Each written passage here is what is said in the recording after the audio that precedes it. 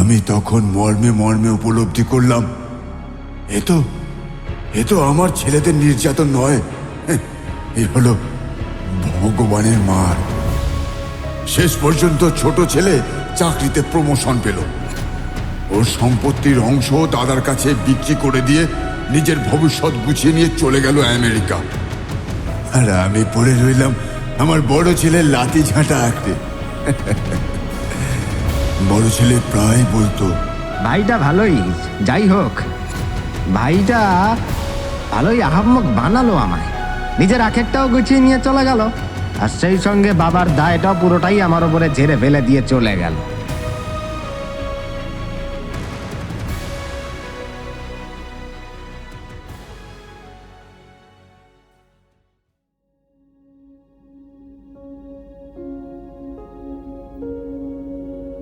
নমস্কার, গল্প কথা ও কাহিনীতে আপনাদের স্বাগত।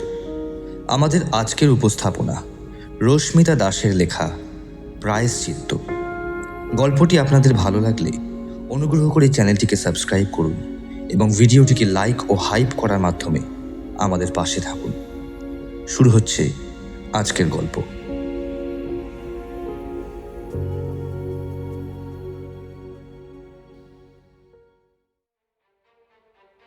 ডাক্তারি পাশ করে দেশে ফিরেছে সিঞ্জিনী।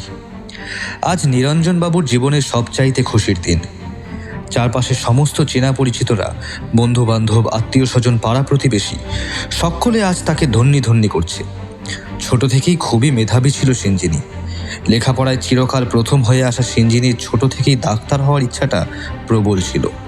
কিন্তু একটা ছোট কোম্পানিতে কেরানির চাকরি করে নিম্ন মধ্যবিত্ত একটি ছোট পরিবার টেনে নিয়ে চলাটাই নিরঞ্জনবাবুর পক্ষে যথেষ্ট কষ্টকর ছিল।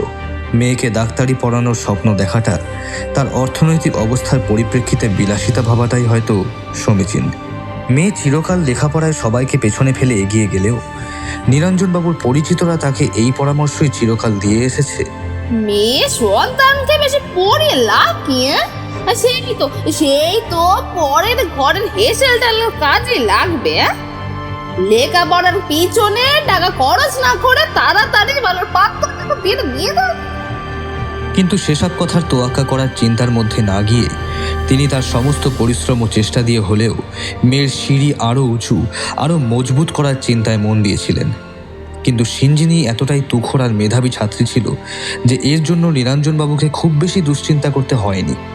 সিঞ্জিনী স্কলারশিপ পায় আর ওই টাকায় পড়াশোনায় অনেক দূর এগোয় এবং পরিশেষে পায় লন্ডনে গিয়ে ডাক্তারি পড়ার জন্য অর্থ সাহায্য। সেদিন বাবা আর মায়ের চোখে যে আশা আর স্বপ্নকে তিল তিল করে গড়ে উঠতে দেখেছিল সিঞ্জিনী, আজ তা পূর্ণতা পেল। অনেক দিনের এক ক্লান্তিপূর্ণ অধ্যায়ের আজ এইভাবে শেষ হওয়াতে মনোরমা দেবীর খুশি যেন বাদ মানতে চাইছে না। অনেক চেনা পরিচিত মানুষের অনেক রকম তুচ্ছ তাচ্ছিল্য অপমানের আজ তিনি যোগ্য জবাব দিতে পারবেন। বাবা মায়ের মুখে হাসি আর তৃপ্ত প্রশান্তি দেখে সিঞ্জিনীরও এবার মনে হলো এবার একটা ছোটোখাটো অবসর যাপনের দরকার। আর তাছাড়া কদিন বাদেই দুর্গাপুজো। ওই সময় ওর কলকাতার সব বন্ধুরাই ছুটি পাবে। প্রতিদিনের কর্মব্যস্ততার মধ্যে একটা সময় বার করে সিঞ্জিনীর কলেজের সব বন্ধুরা যখন বহুদিন বাদে এক জায়গায় এসে জড়ো হলো, তখনই প্রস্তাবটা সমীরই আনলো সকলের মধ্যে। আসছে পুজোর ছুটিতে 3-4 দিনের ট্রিপে কোথাও সবাই মিলে ঘুরতে গেলে কেমন হয়? সমীরের এই প্রস্তাবটা লুফে নিল বাকি 3 জনই। রাধিকা অবশ্য একটু দোনামনা করছিল, কারণ কোনো একজনের সাথে একান্তে পুজোর দিনগুলো কাটাবে বলে ইতিমধ্যেই ওর সমস্ত পরিকল্পনা সারা হয়ে রয়েছে। ওর গাইগুই দেখেই ওর ব্যাপারটা বুঝে গেল সিঞ্জিনী। রাধিকার কাঁধে নিজের কাঁধটা দিয়ে আলতো করে ধাক্কা দিল সিঞ্জিনী। তারপর বলল, আমাদের ট্রিপে সৌরভদাকে নিয়ে গেলে বেশ ভালো হবে। যতদূর জানি এই জায়গাটা ফ্যামিলির সঙ্গে সৌরভদার আগেই ঘোরা আছে। আমাদের তাহলে গাইড করতে পারবে। ধ্যাত, তুই একটা ইডিয়েট। পুজোর ছুটিতে আগে থেকে ঘোরা কোনো জায়গায় সৌরভদা আমাদের সাথে ফের ঘুরতে যেতে রাজি হবে? অতি সন্ন্যাসীতে গাজন নষ্ট করে কি লাভ? আমরা 3 জনই তো ঠিক আছি। অনন্যার এই কথা শুনে মুচকি হেসে সিঞ্জিনী বলে উঠল, আরে যাবে যাবে, আলবাত যাবে। সম্ভব হলে পুজোর সমস্ত পরিকল্পনা ক্যান্সেল করে হলেও সৌরভদা আমাদের সাথেই যাবে। বিশ্বাস না হয় তুই এখনই আমাদের এই প্ল্যানের ব্যাপারে সবটা সৌরভদাকে জানিয়ে একটা ফোন করে দেখ। রাধিকা সিঞ্জিনির ডান হাতটা সবার অলক্ষ্যে চেপে ধরে চোখ কটমট করে তাকালো সিঞ্জিনির দিকে। তোর বেশি বেশি। ওর এই কপট রাগে বিশেষ পাত্তা না দিয়ে সিঞ্জিনি অনন্যাকে তাড়া দিয়ে বলল, এখনই ফোন করে দেখ না কি বলে। হ্যাঁ, এটা হলে একদিকে বেশ ভালোই হবে। দলে ছেলেদের দিকে পাল্লা ভারী হলে তবেই তো টুকটা জমবে। অনন্যা কথা না বাড়িয়ে সৌরভের নাম্বার ডায়াল করতে ব্যস্ত হলো।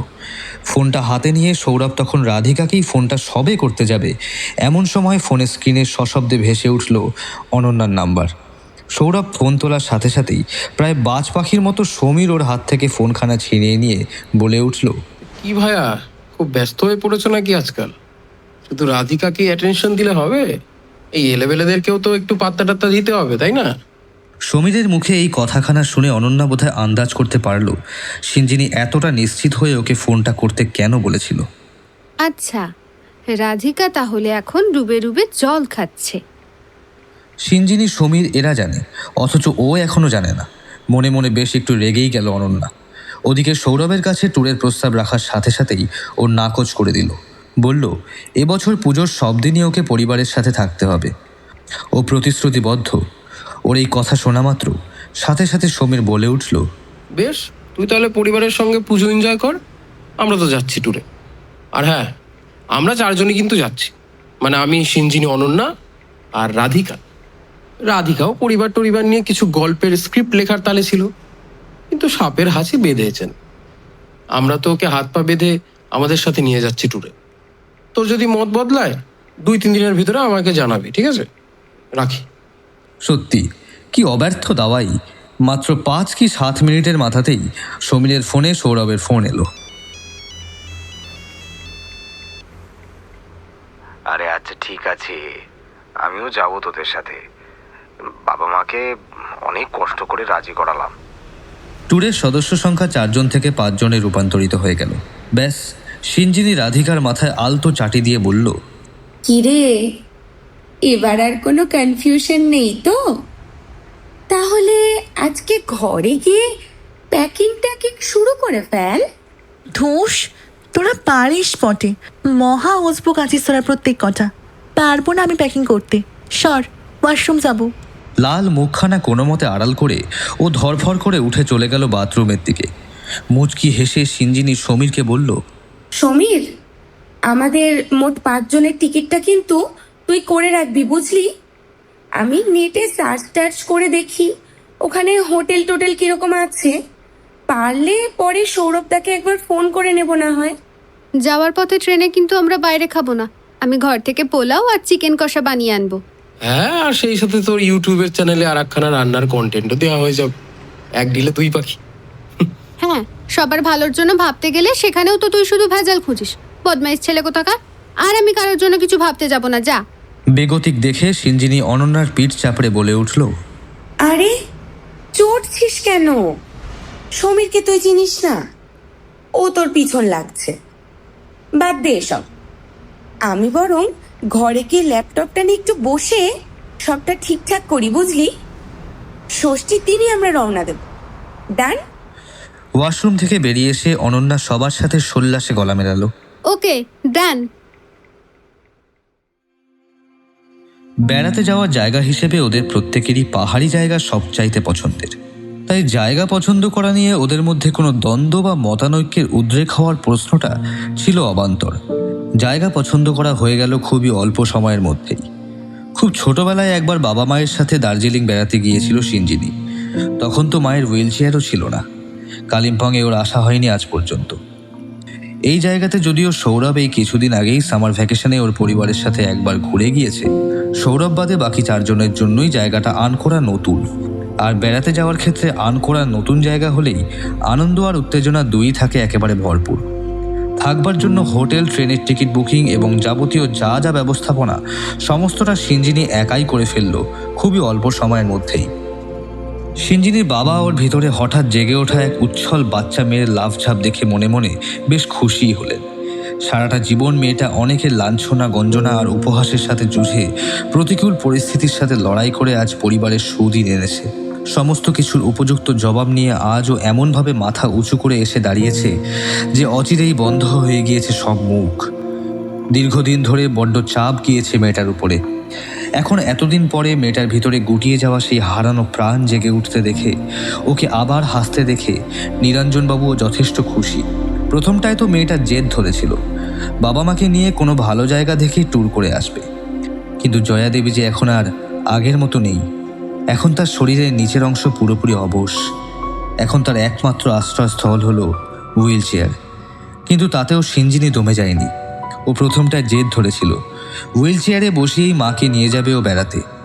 মেয়ের রোগ দেখে নিরঞ্জনবাবু যখন হ্যাঁ আর নায়ের মাঝামাঝি জায়গায় এসে দাঁড়াবেন, তখন একটা সময় জয়াদেবী মেয়েকে ডেকে বললেন, মারে, এই শরীরে আর বেড়ানো ধকল সইবে না রে মা। তুই বরং এক কাজ কর, আসছে পুজোর এই ছুটিতে তোর বন্ধুদেরকে নিয়ে কোথাও কোথাও একটা ঘুরে আয়। আমার কাছে তো তোর বাবা আছেই, তুই পড়াশোনা করে ডাক্তার হয়ে ফিরেছিস, আমার কাছে চলে এসেছিস। আমার তো এতেই খুশি রে মা। এই দীর্ঘদিন ধরে তো তোর উপর দিয়ে কম চাপ আর ধকল যায়নি। তুই বরং একটু আনন্দ করে আয়। আমরা বুড়ো বুড়ি ঘরেই বেশ থাকবো, বুঝলি? মায়ের কথা শুনে সিঞ্জিনির মনে হলো, হ্যাঁ সত্যিই তো, এত করে মায়ের শরীরের ওপর দিয়ে বড্ড ধকল যাবে। ও মায়ের কথায় সম্মত হলো। ও আলতো হাতে মায়ের গালটা টিপে দিয়ে বলেছিল, ঠিক আছে ম্যাডাম, আপনি আপনার কর্তার সঙ্গে ঘরে হানিমুন করুন, আমি বরং আমার বন্ধুদের সঙ্গে কোথাও হতে ঘুরে আসি। হোটেলের রুম আর টিকিট বুকিং ও করে ফেলেছিল খুবই অল্প সময়ের মধ্যে। আর চোখের পলকেই যেন দেখতে দেখতে চলে এলো ষষ্ঠীর সকাল। চারদিকে পুজোর বাদ্যি বেজে উঠেছে। সিঞ্জিনি, অনন্যা, সমীর, রাধিকা আর সৌরভ কালিম্পং রওনা দেওয়ার জন্য হাওড়া স্টেশনে এসে জমায়েত হয়ে গিয়েছে। সৌরভের আদৌ ইচ্ছা ছিল না পুজোয় ফের দ্বিতীয়বারের জন্য একটা ঘুরে আসা জায়গাতে ফের ট্যুরে যাওয়ার, কিন্তু না গিয়েও যে উপায় নেই। রাধিকাকে তো এরা সবাই পারলে চ্যাংদোলা করে হলেও সাথে নিয়ে যাবে, আর তাহলে তো পুজোর সমস্ত আনন্দই এক্কেবারে মাটি।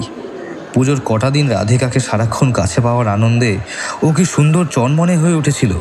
প্রতিদিনের অফিস বাড়ি বাড়ি অফিস, এই বাধা ধরা রুটিনের ফাঁক ফোকরে যেটুকু সময় ওরা নিজেদের জন্য পায় এমনিতে, তাতে করে বাঙালি উৎসবের এই 4টে দিন তো ওদের কাছে ভূতের রাজার হঠাৎ দেওয়া বরের মতোই সুখকর একটি পাওয়া। ওদের দুজনের বেশ কিছুদিন ধরে ছকে ফেলা বিভিন্ন পরিকল্পনায় যে এরা সবাই এইভাবে জল ঢেলে দেবে, এটা ওরা কেউ আগে ভাবেনি। যখন সবাই বলা বলি করছে, সৌরভ তো আগে ঘুরে এসেছে কালিম্পং, ও আমাদের ট্যুরিস্ট গাইডের কাজ করবে, সৌরভের বেশ রাগই হচ্ছিল। ও মনে মনে ভাবছিল, দাঁড়াও, দেখাচ্ছি মজা। কালিম্পংয়ে একবার পৌঁছাতে দে, তোদেরকে আমরা পাত্তাই দেবো না। রাধিকাকে নিয়ে কাছাকাছি সুন্দর জায়গাতে বেপাত্তা হয়ে যাব। হাওড়া স্টেশনে যথাসময় 5 মূর্তি এক জায়গায় হলো। শুরু হলো ট্রেন আসবার অপেক্ষা। চারদিকে পুজোর বাদ্যি বেজে গিয়েছে। চারপাশে যখন সবাই দুর্গা মাকে ঘরে বরণ করে নেওয়ার প্রস্তুতিতে ব্যস্ত, তখন 5 বন্ধু ঘর ছেড়ে পাড়ি দিচ্ছে পাহাড়ের হাতছানিতে। অনন্যা সকলের জন্য চিকেন কষা আর পোলাও বানিয়ে এনেছে। ওর ইউটিউবের রান্নার ভিডিওগুলো লাইক দিতে দিতে সমীর বলে উঠল, যে কোনো বন্ধু দলে এইরকম একখানা রত্ন থাকলে এদিক সেদিক ঘুরতে যাওয়াটা কত টেনশন ফ্রি হয়ে যায়, বল দেখি। হ্যাঁ, খাওয়া দাওয়া করে গায়ের জোর তো আমাদের একা ছেলেদেরকেই করতে হবে। এদের প্রত্যেকের লাগেজের কোলাবারটা তো দেখবার মতন কিনা। 2 দিন ঘুরতে যাবে বলে এরা যা যা জিনিস এনেছে, এইগুলোর ভেতরে এদের আয়তনের 2খানা করে স্যাম্পেল ঢুকে যাবে। এটা একদম ঠিক বলেছিস ভাই। এত জামা কাপড়, মেকআপ, সাজগোজের জিনিসপত্র ক্যারি করে নিয়ে যাওয়ার মানে কি বলতো? আমরা কি বিয়ে বাড়ি যাচ্ছি? সেই তো লাগেজগুলো আমাদেরকেই বইতে হবে। বাজে কথা রাখ, এইসবের মর্ম তোরা ছেলেরা কি বুঝবি? আমাদের জিনিস আমরা বইতে পারবো, কারোর সাহায্য আমাদের লাগবে না। এমন সময় প্ল্যাটফর্ম কাঁপিয়ে ট্রেন চলে এলো। ট্রেন আসবার শব্দ শোনা মাত্র অনন্য লাগেজগুলো তাড়াহুড়ো করে তুলতে গিয়ে একটু বেসামাল হয়ে পড়ল। ফিক করে হেসে সমীর বলে উঠল, দেখবো দেখবো ওইসব ডায়েট করা প্যাকাটি শরীরে কত দম। থামবি তোরা? তাড়াতাড়ি জিনিসগুলো গুছিয়ে নিয়ে ট্রেনে উঠতে হবে তো নাকি? ট্রেন তো এখানে বেশিক্ষণ দাঁড়াবে না। নিজেদের মধ্যে খুনসুটি বন্ধ করে লাগেজগুলো গুছিয়ে তুলে ট্রেনের ভেতর ঢোকার জন্য ব্যস্ত হয়ে উঠল 5 বন্ধু। ফার্স্ট ক্লাস এসি কামরার ভিতরে লাগেজ টাগেজ গুছিয়ে সেট করে রেখে বেশ জম্পেশ করে বসে গেল সবাই। গায়ে জড়িয়ে নিল ব্ল্যাঙ্কেট। তারপর সকলের তাড়া খেয়ে অনন্যা অবশেষে গুপ্তধনের তালায় চাবি ঢোকানোর মতোই টিফিন ক্যারিয়ারের ব্যাগের চেনটা খুলে সকলের পেট আর মনের ক্ষুধার্ত অব্যর্থ ওষুধখানি বার করে ফেলল। টিফিন ক্যারিয়ারের ঢাকনা খুলতেই পোলাওয়ের সুগন্ধে যেন 4-5টা ম করে উঠল। তার সাথে সাথে ঢাকনা খুলে গেল চিকেন কষার পাত্রটি। সবাই মিলে একযোগে বলে উঠল, অনন্যা রান্নাঘর যুগ যুগ জিও। বাহ, তোদের মতো বন্ধু থাকলে ট্রেনের ভিতরে থেকেই আমার চ্যানেলের সাবস্ক্রাইবারের সংখ্যা দ্বিগুণ হয়ে যাবে। নে শুরু কর সবাই।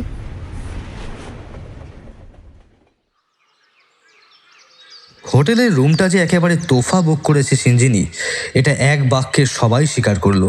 রাধিকা যখন জানলার পর্দা সরালো তখন সবাই দেখলো জানলা দিয়ে কি সুন্দর পাহাড় দেখা যাচ্ছে। হোটেলের বয় সকলের জন্য নিয়ে এলো গরম গরম কফি। এতক্ষণে সৌরভের গম্ভীর ভাবটাও যেন কর্পূরের মতো উধাও হয়ে গিয়েছে। রাধিকার চোখ দেখলেই বোঝা যাচ্ছে ওর মনের ভিতরে হঠাৎ পাখা মেলে উঠতে শুরু করেছে হাজারো রঙিন প্রজাপতি। গরম কফির ধোয়া ওঠা কাপটা নিয়ে জানলার সামনেটায় গিয়ে দাঁড়ালো সিঞ্জিনি। একটা অদ্ভুত ধরনের শান্তি অনুভব করছে ও।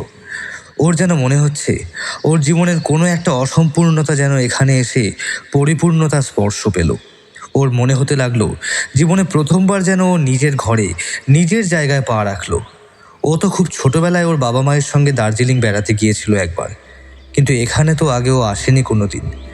এখানে পা রাখা মাত্র এমন একটা অমোঘ টান ও অনুভব করেছে যে এখানকার বাতাসের প্রতিটি কণার স্পর্শ যেন ওকে আদর করে বলতে চাইছে, ঘরের মেয়ে ঘরে ফিরতে এত কেন দেরি করলি মা?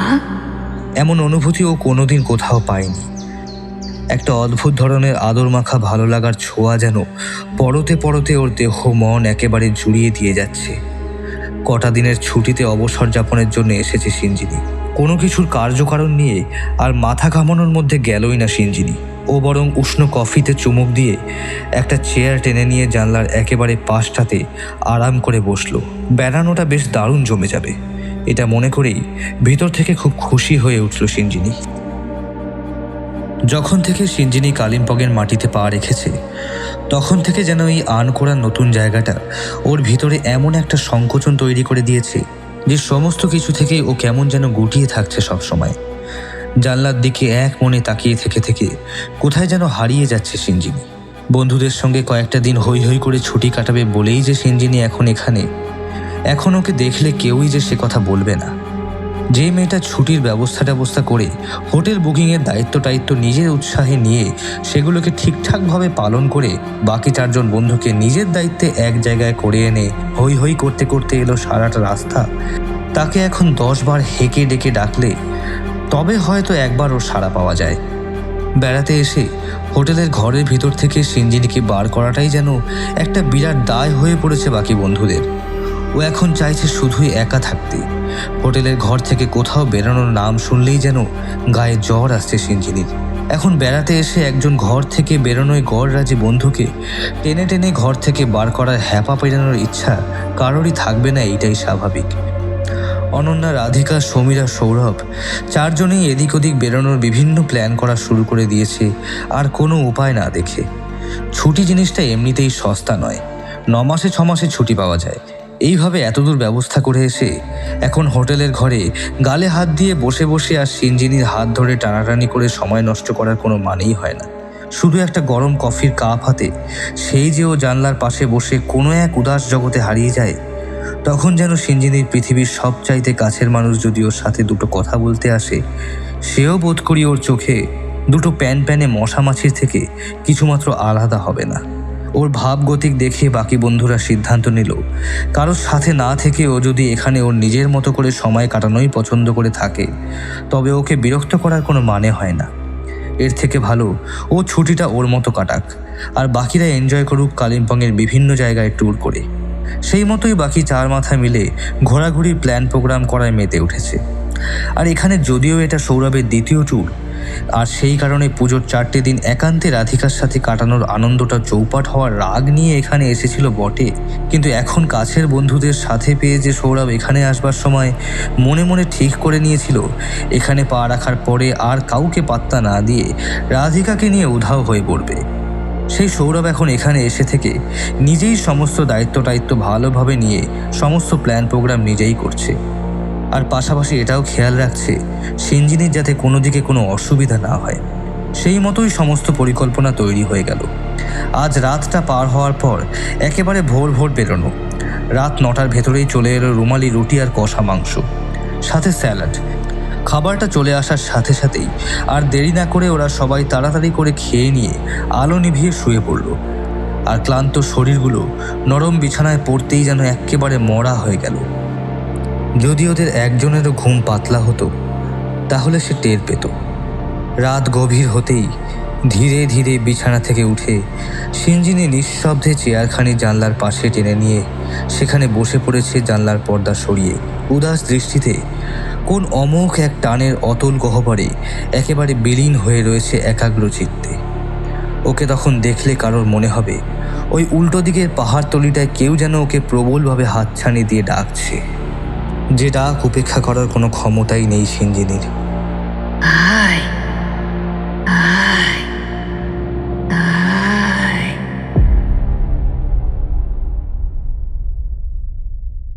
পরদিন একদম ভোর 4টে নাগাদ ঘুম থেকে উঠে তারপর হাত মুখ ধুয়ে যাবার জন্য তৈরি হয়ে নিল 4 বন্ধু।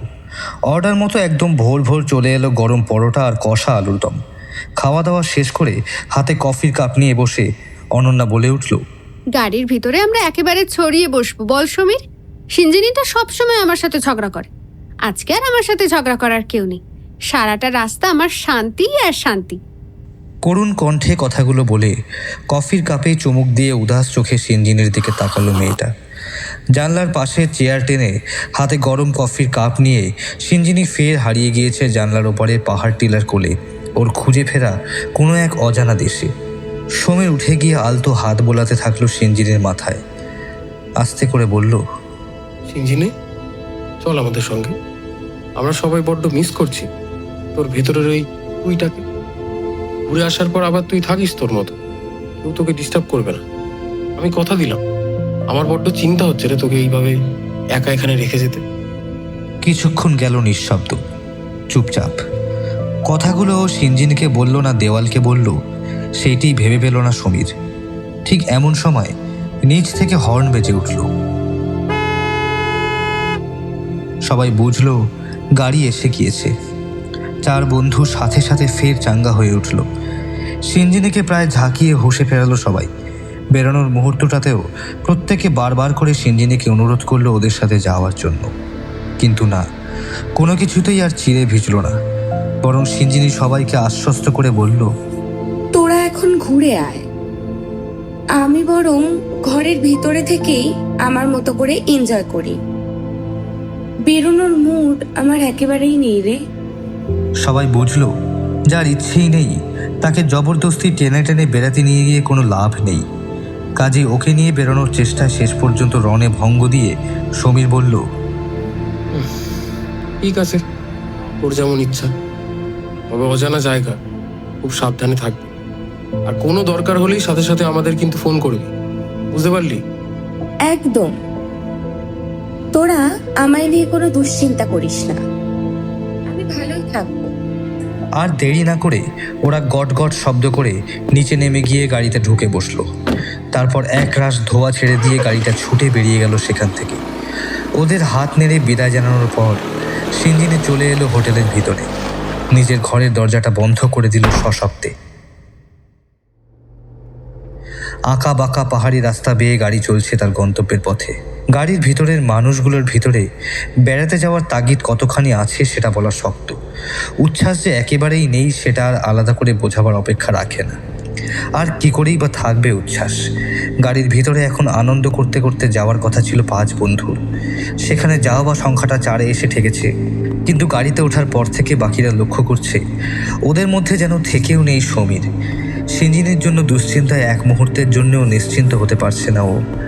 আর এখানে আসবার পর থেকে ফোনের নেটওয়ার্কটাও এত গন্ডগোল করছে যে ফোনে যোগাযোগ করে কোনো খবর টবর নেওয়া যাবে সেই উপায়ও নেই।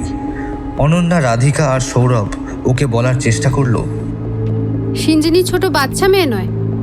হ্যাঁ, এখন ওর হয়তো ঘোড়া টোড়ার মুড নেই, নিজের মতো করে সময় কাটাচ্ছে তাই। আরে হ্যাঁ রে সমীর, অত বেশি চিন্তা করার কিছু হয়নি। কিন্তু সমীরের মন কিছুতেই মানতে চাইছে না। সিঞ্জিনির চোখের দিকে গভীর দৃষ্টিতে তাকিয়ে ওকে ভালো করে অনুধাবন করার চেষ্টা করেছে সমীর। ওর ষষ্ঠ ইন্দ্রিয় ওকে বলছে এখানে এমন একটা কিছু রয়েছে যার দ্বারা প্রচণ্ডভাবে বাধা পড়ে গিয়েছে সিঞ্জিনি। একটা কোনো অপ্রতিরোধ্য টান প্রতি মুহূর্তে ওকে নিজের দিকে আষ্টে পৃষ্ঠে টেনে আনার চেষ্টা করছে, এমনভাবে যে নিজেকে সেখানে পুরোপুরি সঁপে দেওয়া ছাড়া আর কোনো গতি নেই সিঞ্জিনির। পুরো ব্যাপারটা ও যেভাবে বুঝতে শুরু করেছে বাকিরা সেইভাবে ব্যাপারটা অনুধাবন করতে পারেনি, সেটাও বুঝেছে সমীর। ভয়ঙ্কর কোনো বিপদের অশনি সংকেত ওর ভিতরটা যেন এফোর ওফোর করে দিয়ে যাচ্ছে। একটা ভয়ঙ্কর অমঙ্গলের ছত্রছায়ার ভিতরে এখন পুরোপুরি অবস্থান করছে সিঞ্জিনি। এটা যতটা বুঝতে পারছে সমীর, ততই যেন ওর ভিতরটা উথাল পাথাল হয়ে যাচ্ছে। এখন সিঞ্জিনি ঘরের ভিতরে একা একা কি করছে, ওর কোনো বিপদ হলো কি না, এসব ভেবে ভেবে রীতিমতো মাথা খারাপ হয়ে পড়ার উপক্রম হয়েছে সমীরের। ফোনে বারংবার ট্রাই করে চলেছে ও সিঞ্জিনিকে, কিন্তু এখানে এখন নেটওয়ার্কের অবস্থা এতটাই খারাপ যে ফোনে ওর সাথে যোগাযোগ করাটা একেবারেই অসম্ভব। সেটা সমীর ভালোভাবেই বুঝতে পারছে। ওর ভিতরকার ছটফটানি বাকিদের নজর এড়ায়নি একেবারেই, কিন্তু কোনো মতেই ও বাকি তিনজনের সঙ্গে ঘুরতে যাওয়ার মেজাজে ফিরতে পারছে না হাজার চেষ্টা করেও।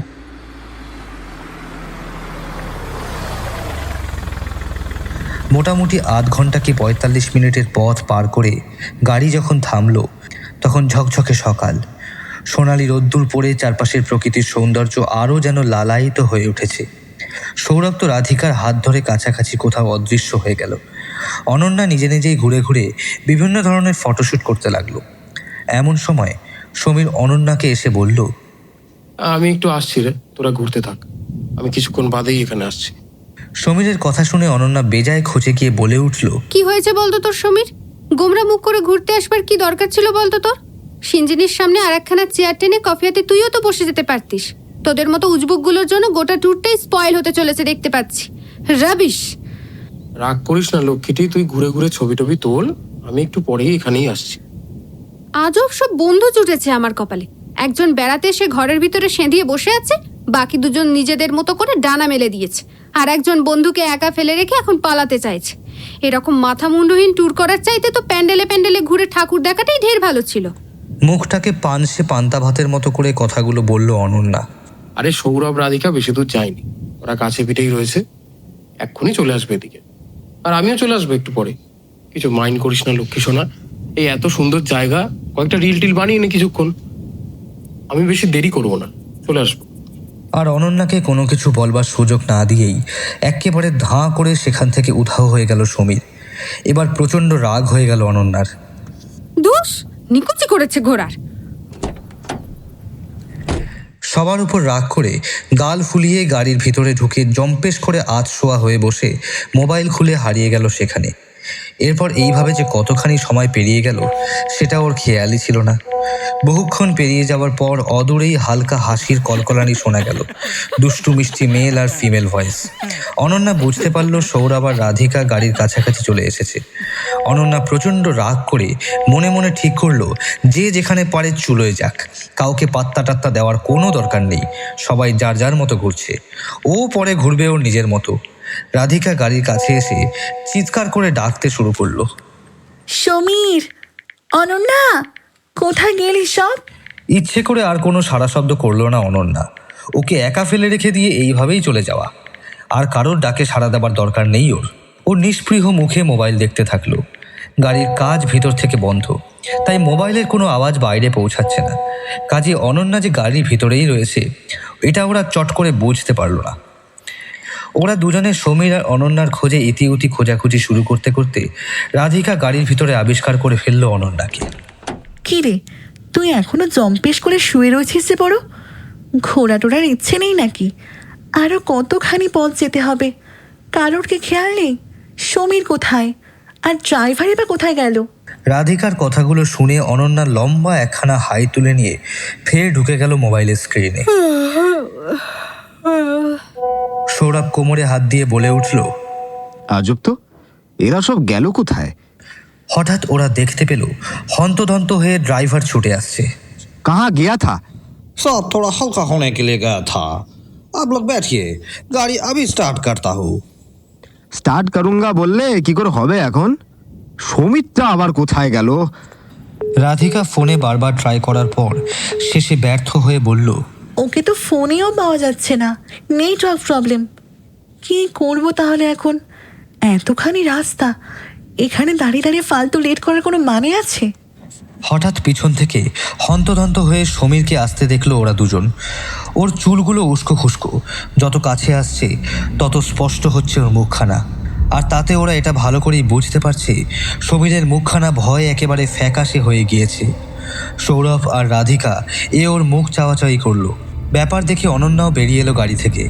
হাঁপাতে হাঁপাতে এসে ভয়ঙ্কর কম্পিত কণ্ঠে সমীর কোনো মতে বলে উঠল, সর্বনাশ হয়ে গেছে রে, ইঞ্জিনিকে খুঁজে পাওয়া যাচ্ছে না।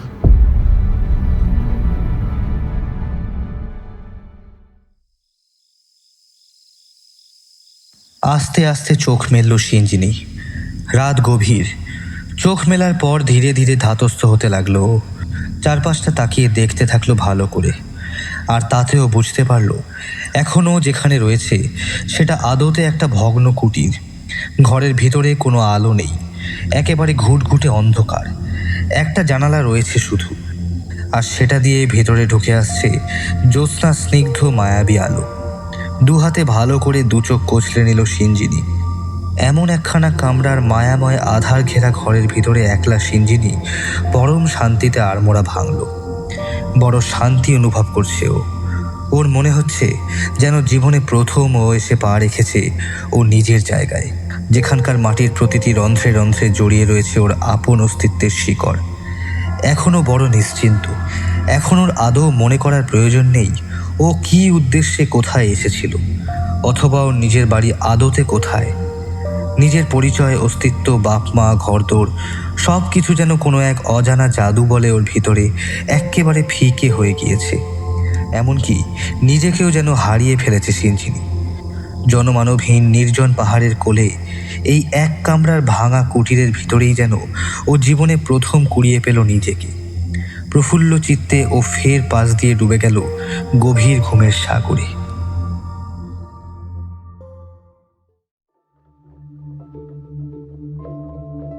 খবরটা শোনা মাত্র চার বন্ধুর পায়ের তলা থেকে যেন মাটি সরে গেল।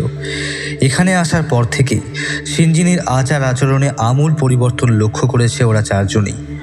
ও যে সবার মধ্যে থেকেও নেই এটা প্রত্যেকেই বুঝেছিল ভালোভাবেই, কিন্তু ওকে দেখে ওদের কখনোই মনে হয়নি পরিস্থিতি এতটা গুরুতর। ও যে নিজের স্বাভাবিক চিন্তা বুদ্ধিও হারিয়ে বসে রয়েছে এটা বুঝতে যে বড্ড দেরি হয়ে গেল। কিংকর্তব্য বিমূঢ় হয়ে কার্যত মাথায় হাত দিয়ে বসে পড়ল প্রত্যেকে। এখন এই অচেনা জায়গায় স্বাভাবিক চিন্তা বুদ্ধি হারিয়ে বসে একা একা মেয়েটা কোথায় রয়েছে, এখন কি অবস্থায় রয়েছে সেটা ভেবেই সবার দিশাহারা অবস্থা। সমীর বলে উঠল, ওর কথা শুনে না ওকে একা রেখে আসাটাই আমার ভুল হয়েছে। উফ, এখন যে আমি কি করি, কোথায় আছে বলতো? অনন্যা, আকাশ আর রাধিকা তিনজনেই স্পষ্ট লক্ষ্য করল সমীরের চোখ মুখ একেবারে ফুলে লাল হয়ে গিয়েছে। চোখের কোণায় জল জমেছে চিকচিক। দুই হাতের মুঠোতে সবলে চুলগুলো ধরে ধপ করে বসে পড়ল সমীর। সৌরভ ওর পাশে এসে পিঠে হাত রেখে বলল, আমাদের এক মুহূর্ত দেরি করা ঠিক হবে না, এক্ষুনি পুলিশকে খবর দিতে হবে, এক্ষুনি। একদম ঠিক বলেছ সমীর, চল এক্ষুনি থানায় গিয়ে একটা মিসিং ডায়েরি করতে হবে। নিজেকে একটু ধাতস্থ করে নিয়ে সমীর উঠে দাঁড়িয়ে বলল, চল চল চল চল, যত দেরি হবে বিপদ তত বাড়বে। বেলা গড়িয়ে এসেছে। গাড়িতে ঝটপট উঠে পড়ল ওরা চারজন। ভ্রমণের গন্তব্যের রাস্তা হতে গাড়ি উল্টো মুখে ঘুরিয়ে নিতে নির্দেশ দিল সমীর। একরাশ কালো ধোঁয়া ছেড়ে পাহাড়ি রাস্তা থেকে বেরিয়ে গাড়ি দ্রুত গতিতে চলতে থাকলো লোকালয়ের দিকে।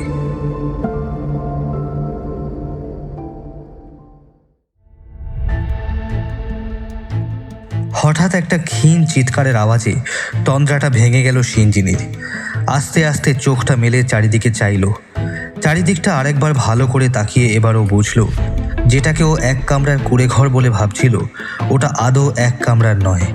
এখন ও যে জায়গাটায় শুয়ে রয়েছে ওটা উঠোনের সামনের ঘর, আর ওই ক্ষীণ চিৎকার চেঁচামেচির শব্দ আসছে ভিতরের ঘর থেকে। শব্দটা ক্রমশই স্পষ্ট হয়ে উঠছে সিঞ্জিনির কাছে। ওই ক্ষীণ চিৎকার চেঁচামেচির শব্দ ক্রমেই প্রচণ্ড ভয়াবহ রূপ নিল। ছোটোখাটো ঝগড়া নয়, রীতিমতো খুনোখুনি চলছে ভিতরে। এটা এবার পরিষ্কার বুঝতে পারল সিঞ্জিনি। ওর সারা গা হাত পা ব্যথায় একেবারে অবশ হয়ে রয়েছে। নড়াচড়া করাটাও যেন খুব কষ্টকর ওর পক্ষে। কিন্তু চিৎকার চেঁচামেচিটা যেভাবে প্রথমে মারদাঙ্গা এবং ক্রমে ক্রমে একেবারে খুনোখুনির আকার ধারণ করলো, তাতে আর থাকতে না পেরে ধর্মর করে উঠে দাঁড়ালো সিঞ্জিনি। ভিতরে যা চলছে এখন, তাতে আদৌ সেখান থেকে গিয়ে হঠাৎ সামনাসামনি হওয়াটা কতখানি ঠিক হবে সেটা নিয়েও একটা মৃদু দোলাচল যে ওর মনে তৈরি হয়নি এমন নয়। কিন্তু ওই খুনোখুনির ভিতরে আরও যে শব্দের ক্রমে পরিস্ফুটন হতে শুরু করেছে সেটি হলো এক নারীর প্রচণ্ড আর্তচিৎকার।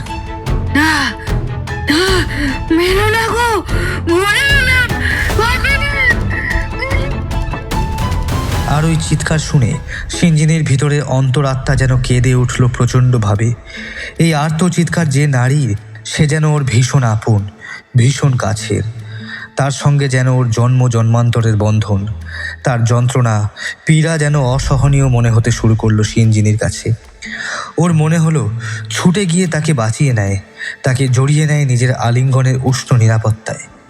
আর পারল না ও। গা হাত পায়ে অসার ব্যথা নিয়েই তড়াক করে উঠে দাঁড়িয়ে পড়ল। তারপর তীব্র গতিতে ধাবমান হলো ভিতরের ঘর থেকে ভেসে আসা ওই আর্তচিৎকার অনুসরণ করে। ঢুকেও দেখল এক গোলগাল আর বলিষ্ঠ মহিলা এবং এক হাট্টাগাট্টা যুবক, এই দুজনে মিলে জানোয়ারের থেকেও নিকৃষ্টভাবে প্রহার করে চলেছে এক রোগা পাতলা মহিলাকে। চারপাশটা ঘিরে রয়েছে কয়েকজন গ্রাম্য চেহারার লোক আর মহিলা। তারা পুরোপুরি নিষ্পৃহভাবে দাঁড়িয়ে দাঁড়িয়ে ওই দৃশ্য দেখে চলেছে। তাদের ভাবখানা এমনটাই তো হওয়ার কথা ছিল। কিন্তু ওইটুকু সময়ের ভিতরে সিঞ্জিনির পক্ষে এটা জানা সম্ভব ছিল না আহত রক্তাক্ত ওই মহিলার অপরাধটা কি, আর তা কতখানি গুরুতর। আর সত্যি বলতে কি, সেসব জানবার আগ্রহ ওর খুব একটা নেই। নৃশংস প্রহারের এই দৃশ্য দেখা মাত্র ওর মাথায় যেন দপ করে আগুন জ্বলে উঠল। ও প্রচণ্ড বেগে দৌড়ে গেল ওই মহিলা আর প্রহাররত ওই পুরুষটিকে থামাতে। এখানে কেউ আদৌ ওকে চেনে না, দেখেওনি কোনোদিন। এদের ঘরের ভিতরে সিঞ্জিনি কিভাবে এসে পৌঁছেছে তা ওর নিজেরই মনে নেই।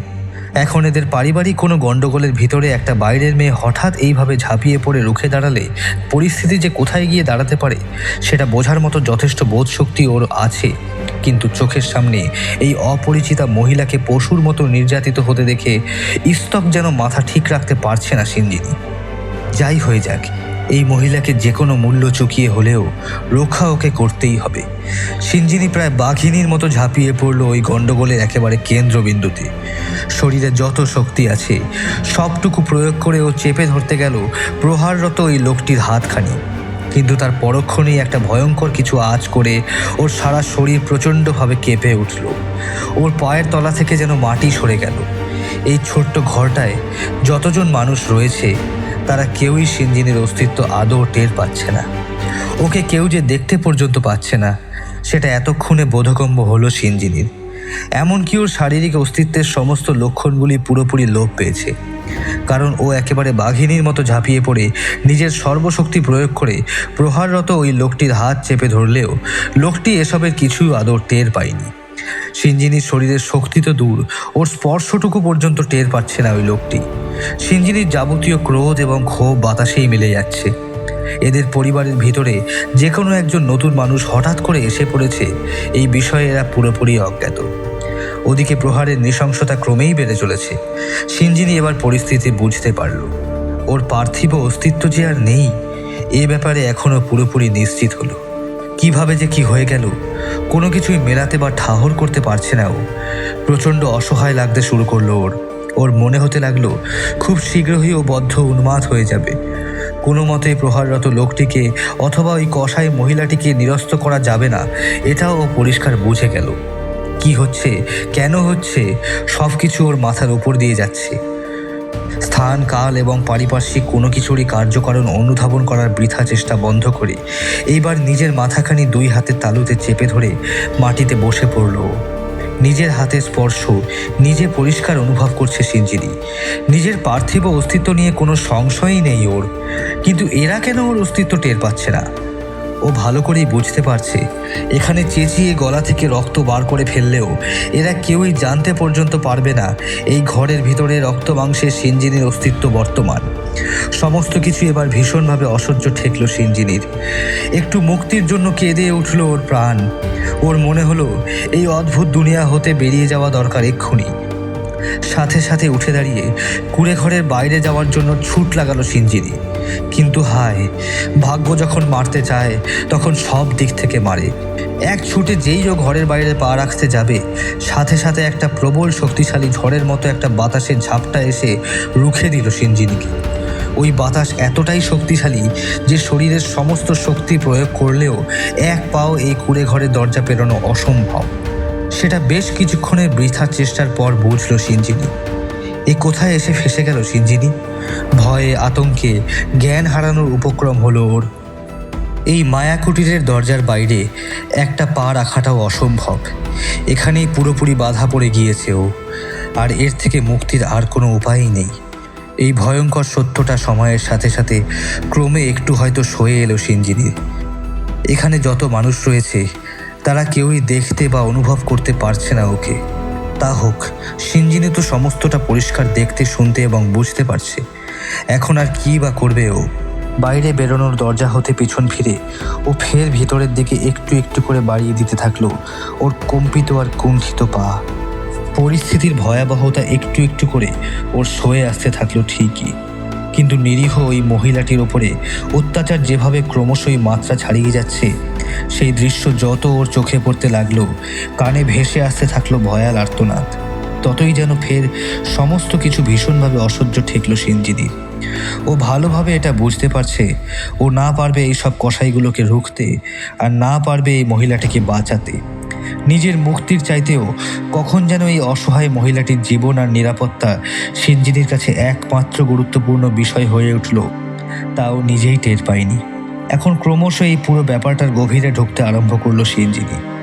লাগাতার চলতে থাকা এই নৃশংস অমানবিক নির্যাতনের যে পরিত্রাহী আর্তচিৎকার আর যাবতীয় ঘৃণা আর ক্রোধ নিঃসৃত অশ্রাব্য গালিগালাজের ফলপ্রসূ যে কোলাহলপূর্ণ বিষাক্ত পরিবেশ তৈরি হয়েছে, সেটা এতক্ষণে অনেকটাই সয়ে এসেছে সিঞ্জিনির।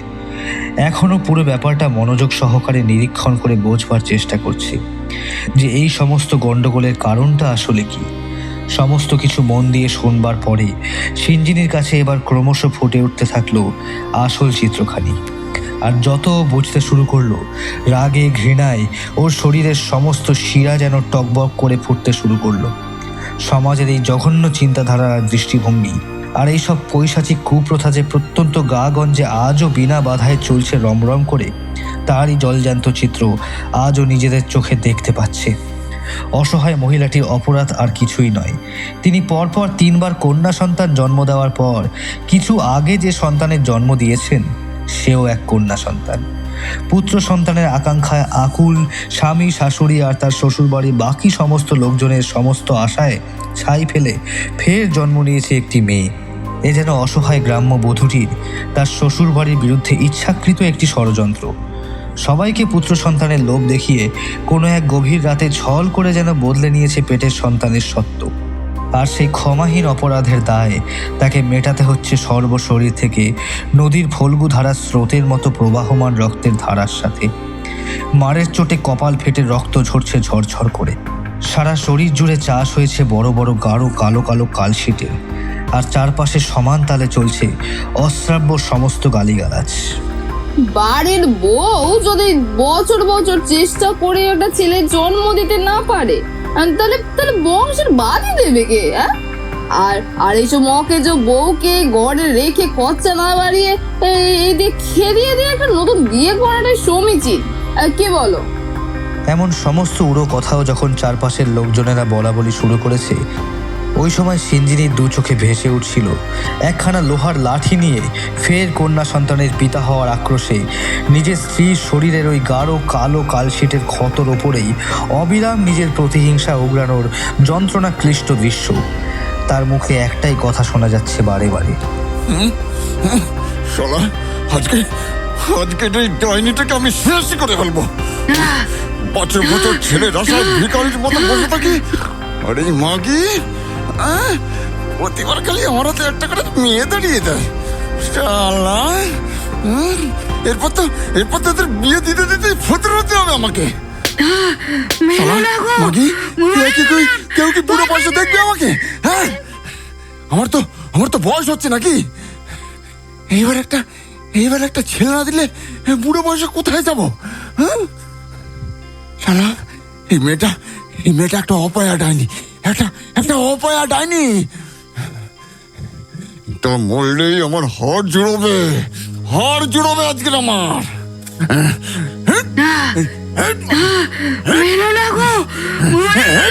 আরো বাড়তে থাকে তার হাতের বেগ। রোগা পাতলা মহিলাটা এই কিছু আগেই আতুর ঘরে একটা বাচ্চার জন্ম দিয়েছে। যেভাবে ওর উপরে অত্যাচার চলছে আর ক্রমাগত মার খেতে খেতে ওর যা অবস্থা হয়েছে, তাতে যে তার আয়ু খুবই ক্ষণিকের, এটা বুঝতে খুব অসুবিধা হলো না সিঞ্জিনীর। ওর চোখের সামনে দিয়ে ক্রমাগত এত বড় একটা অন্যায় হয়ে চলেছে। সিঞ্জিনী নিজে একজন ডাক্তার হয়েও সে কোনো মতে পারবে না ওই অসহায় মহিলাটিকে উদ্ধার করে ওকে সুস্থ করে তুলতে। রাগে, ঘৃণায় আর পরিস্থিতি হেতু নিজের এই অপারগতায় সমস্ত কিছু যেন প্রচণ্ডভাবে অসহ্য মনে হতে শুরু করলো সিঞ্জিনীর। ওর শরীরের রক্তের প্রতিটি কণা যেন প্রচণ্ড ক্রোধে স্ফুলিঙ্গ নিয়ে ফুলে ফেপে উঠে দাপাদাপি শুরু করলো। নির্যাতিতা মহিলাটি রক্তাক্ত অবস্থায় পড়ে পড়ে মার খেতে খেতে যখন মৃত্যুর একেবারে দোরগোড়ায় পৌঁছে গিয়েছে, ওই সময় তার শাশুড়ি সদ্যজাত কন্যাটিকে একটা ময়লার পলিথিনের মতো ধরে আনলেন সামনে। তারপর গরজাতে বললেন, এটাকে এক্ষুনি গরম দুধে ফেলে দিতে হবে। ওরে, কে আছিস? ব্যবস্থা কর। তার হুঙ্কার শুনে চারপাশের জমায়েত ওই ভিড়ের মধ্যে থেকে একজন পুরুষ আর দুইজন মহিলা চলে গেল ব্যবস্থা করার দায়িত্ব কাঁধে নিয়ে। প্রতিটি মানুষ কীরকম যেন ঠান্ডা রক্তের, যেন একজন আস্ত রক্ত মাংসের মানুষকে খুঁচিয়ে খুঁচিয়ে রক্তাক্ত করে মারা হচ্ছে না, ঘরের আগাছা জলাজঙ্গল সাফ করা হচ্ছে কাস্তে বা দা দিয়ে। একটা সদ্যজাত শিশুকে গরম দুধে চুবিয়ে হত্যা করা হচ্ছে না, কোনো পোকায় খাওয়া পচা ফল বা সবজি নষ্ট হয়ে ঘরের সংক্রমণের রাস্তা বন্ধ করা হচ্ছে। মাছখাই গলার ওই হুকুম শোনার কিছু পরেই চলে এলো টইটুম্বুর করে ভর্তি করা দুধের একখানি বিশাল পাত্র। ঘরের ভিতরে এই পাত্র যে প্রস্তুত করে রাখাই থাকে, আর এই পাত্রের ভিতরে যে আগের 3টি কন্যা সন্তানের কী পরিণতি হয়েছিল সেটা পরিষ্কার বুঝতে পারছে সিঞ্জিনী। এই পৈশাচিক কুপ্রথার কথা ও শুধুমাত্র কানে শুনেছে, নিজের চোখে এই দৃশ্য কোনোদিন যে তাকে দেখতে হবে এ কথা দুঃস্বপ্নেও ভাবতে পারেনি সিঞ্জিনী। রাগে, ঘেন্নায় আর অসহায় প্রতিবাদ আর প্রতিরোধের আগুন যেন ভয়াল ঝড়ের রোষানলে গর্জে উঠছে ওর ধমনী জুড়ে। মার খেয়ে খেয়ে শিশুটির মা তখন মাটিতে লুটিয়ে পড়ে শেষ নিঃশ্বাসের মুক্তির আকুতিতে যখন তোড়পে মরছে, তখন শিশুটির বাবা ঘর ভর্তি লোকের মাঝখানে শিশুটিকে 2 হাতে তুলে নিয়ে সৃষ্টিকর্তার কাছে করুণ সুরে আকুতি জানাচ্ছেন, ঈশ্বর, তুমি এই অপয়া মেয়েটাকে নিয়ে নাও আর ছেলে করে পাঠিয়ে দাও। একে ফিরিয়ে নাও ঈশ্বর, ফিরিয়ে নাও, একে তুমি ফিরিয়ে নাও। আমাকে একটা ছেলে দাও ঈশ্বর, আমার বংশটা তো রক্ষা করতে হবে। লোকটির কুণ্ঠাহীন হাতের মুঠোয় বন্দি এক রত্তি শিশুটির শরীর গরম দুধে স্পর্শ করা মাত্র বাজ পাখির মতোই একখানি চুরি পরা হাত একেবারে ছো মেরে ওই হাতের বজ্র মুষ্টি থেকে কেড়ে নিল। পরম মমতায় নিজের বুকে আগলে নিল যে সে আর কেউ নয়, শিশুটির ধাত্রীমা। প্রচণ্ড ক্রোধের রোষানলে তিনি ভীষণভাবে ফুঁসছেন। আচমকা এমনভাবে বাধা পেয়ে সবাই যেন হতচকিত হয়ে গেল। এই ব্যাপারগুলো তো কোনো গর্হিত অপরাধ বা কোনো খারাপ ব্যাপার নয়, এইটাই তো প্রথা, যুগ যুগ ধরে এইটাই চলে আসছে। এই দৃশ্যে এমন প্রতিক্রিয়া দেখানোর আছেই বা কি? এই প্রশ্নটাই তখন ঘোরাফেরা করছে সেখানে উপস্থিত সমস্ত লোকেদের মনে এবং মস্তিষ্কে। শিশুটিকে প্রায় বাজ পাখির মতো উড়ে এসে দুই হাতে জাপটে ধরে প্রবল ক্রোধে রীতিমতো ফুসছে জরাজীর্ণ শাড়ি পরা, কপালে লাল তিলক কাটা ওই বৃদ্ধা ধাত্রী। গর্জন করে সে বলে উঠল, সারাটা জীবন ধরে ধর্মের নামে কপালে তিলক কেটে রেখে অনেক অনেক অদম্য দাঁড়িয়ে দাঁড়িয়ে দেখলুম। 3 কাল গিয়ে 1 কালে বয়স টেকেছে। ঈশ্বরের সামনে গিয়ে যখন দাঁড়াবো মাথা নিচু করে, একটা অন্তত পাপ আমি আটকাবই নিজের হাতে। চারপাশে সকলে ভীত সন্ত্রস্ত চোখে দেখল বৃদ্ধার এই রণংদেহী মূর্তি। ওর এক হাতে রয়েছে একখানি ধারালো কাটারি, আর আরেক হাতে ধরা রয়েছে সদ্যজাত শিশু কন্যাটি। পরিস্থিতি যেন এক লহমায় একেবারে অন্যদিকে ঘুরে গেল। সবাই বিস্মিত, নির্বাক। এরপর কাটারি নিচে ছুঁড়ে ফেলে দিয়ে আঁচলের খুঁটে যে টাকাখানি বাঁধা ছিল সেটা তৎক্ষণাৎ খুলে বার করে সেটিকে ঘৃণা ভরে নিচে ফেলে দিল সে।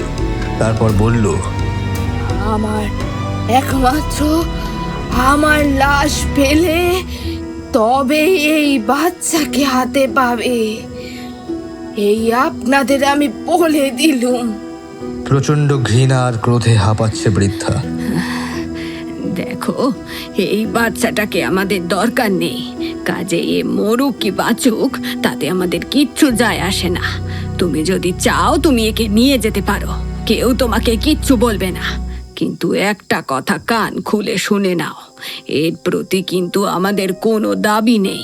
কাজেই ভবিষ্যতে কোনোদিন যদি একে আমাদের ঘাড়ে গচাতে চাও, সে আশায় কিন্তু কোনো লাভ হবে না। এও আগে থেকে আমরা জানিয়ে দিলাম।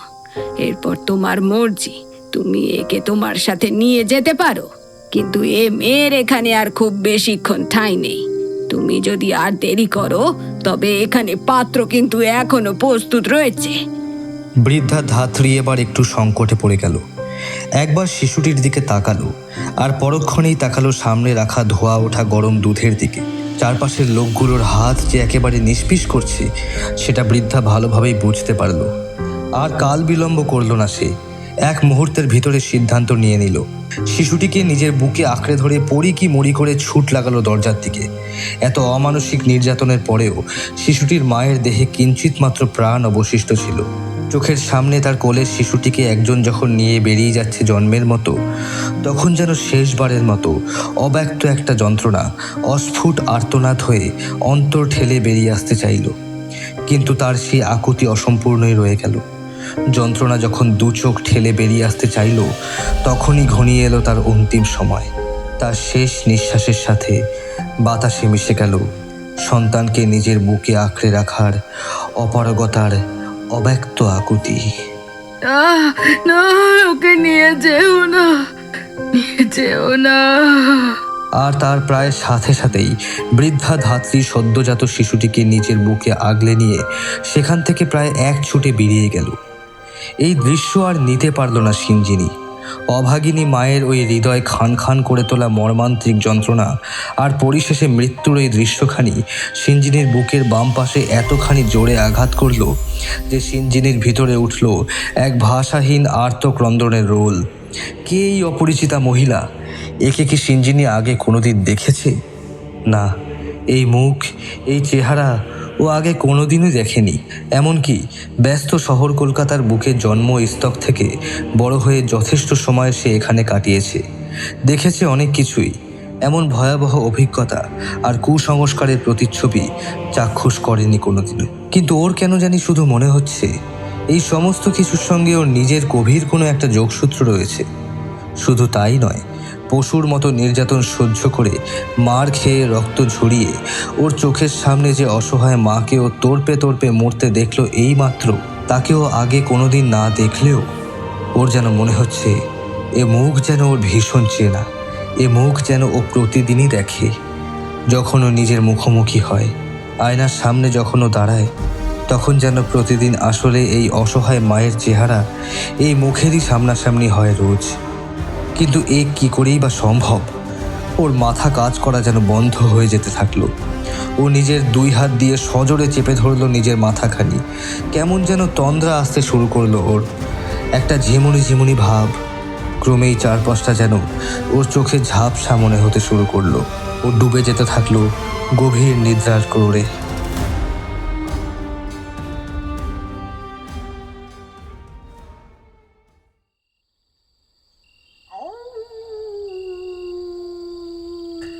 সিঞ্জিনীর গভীর ঘুমটা আস্তে আস্তে পাতলা হতে শুরু করলো। এমন গভীর রাত, চারপাশে একেবারে আলকাতরা কালো নিকষ অন্ধকার। বন্য জন্তু জানোয়ারের ডাকে চারিদিকের বাতাস আধারের সুরে তীব্রভাবে জেগে উঠেছে। সিঞ্জিনী আস্তে আস্তে চোখ মেলে চাইল। 2 চোখ 2 হাত দিয়ে ডলে নিয়ে দেখলো চারপাশটা। এ কি, এটা ও কোথায় শুয়ে রয়েছে? পাহাড়ি জঙ্গলের ভিতরে খোলা রাস্তা ধুলোবালি মেখে এইভাবে ও পড়ে রয়েছে কিভাবে? সেই কুঁড়ে ঘরটা যেখানে ও ছিল এতক্ষণ, এত সব ঘটনা চাক্ষুষ করলো, তার তো কোনো চিহ্নই নেই। চারপাশে কোনো মানুষের বাস আছে বলেও তো মনে হয় না।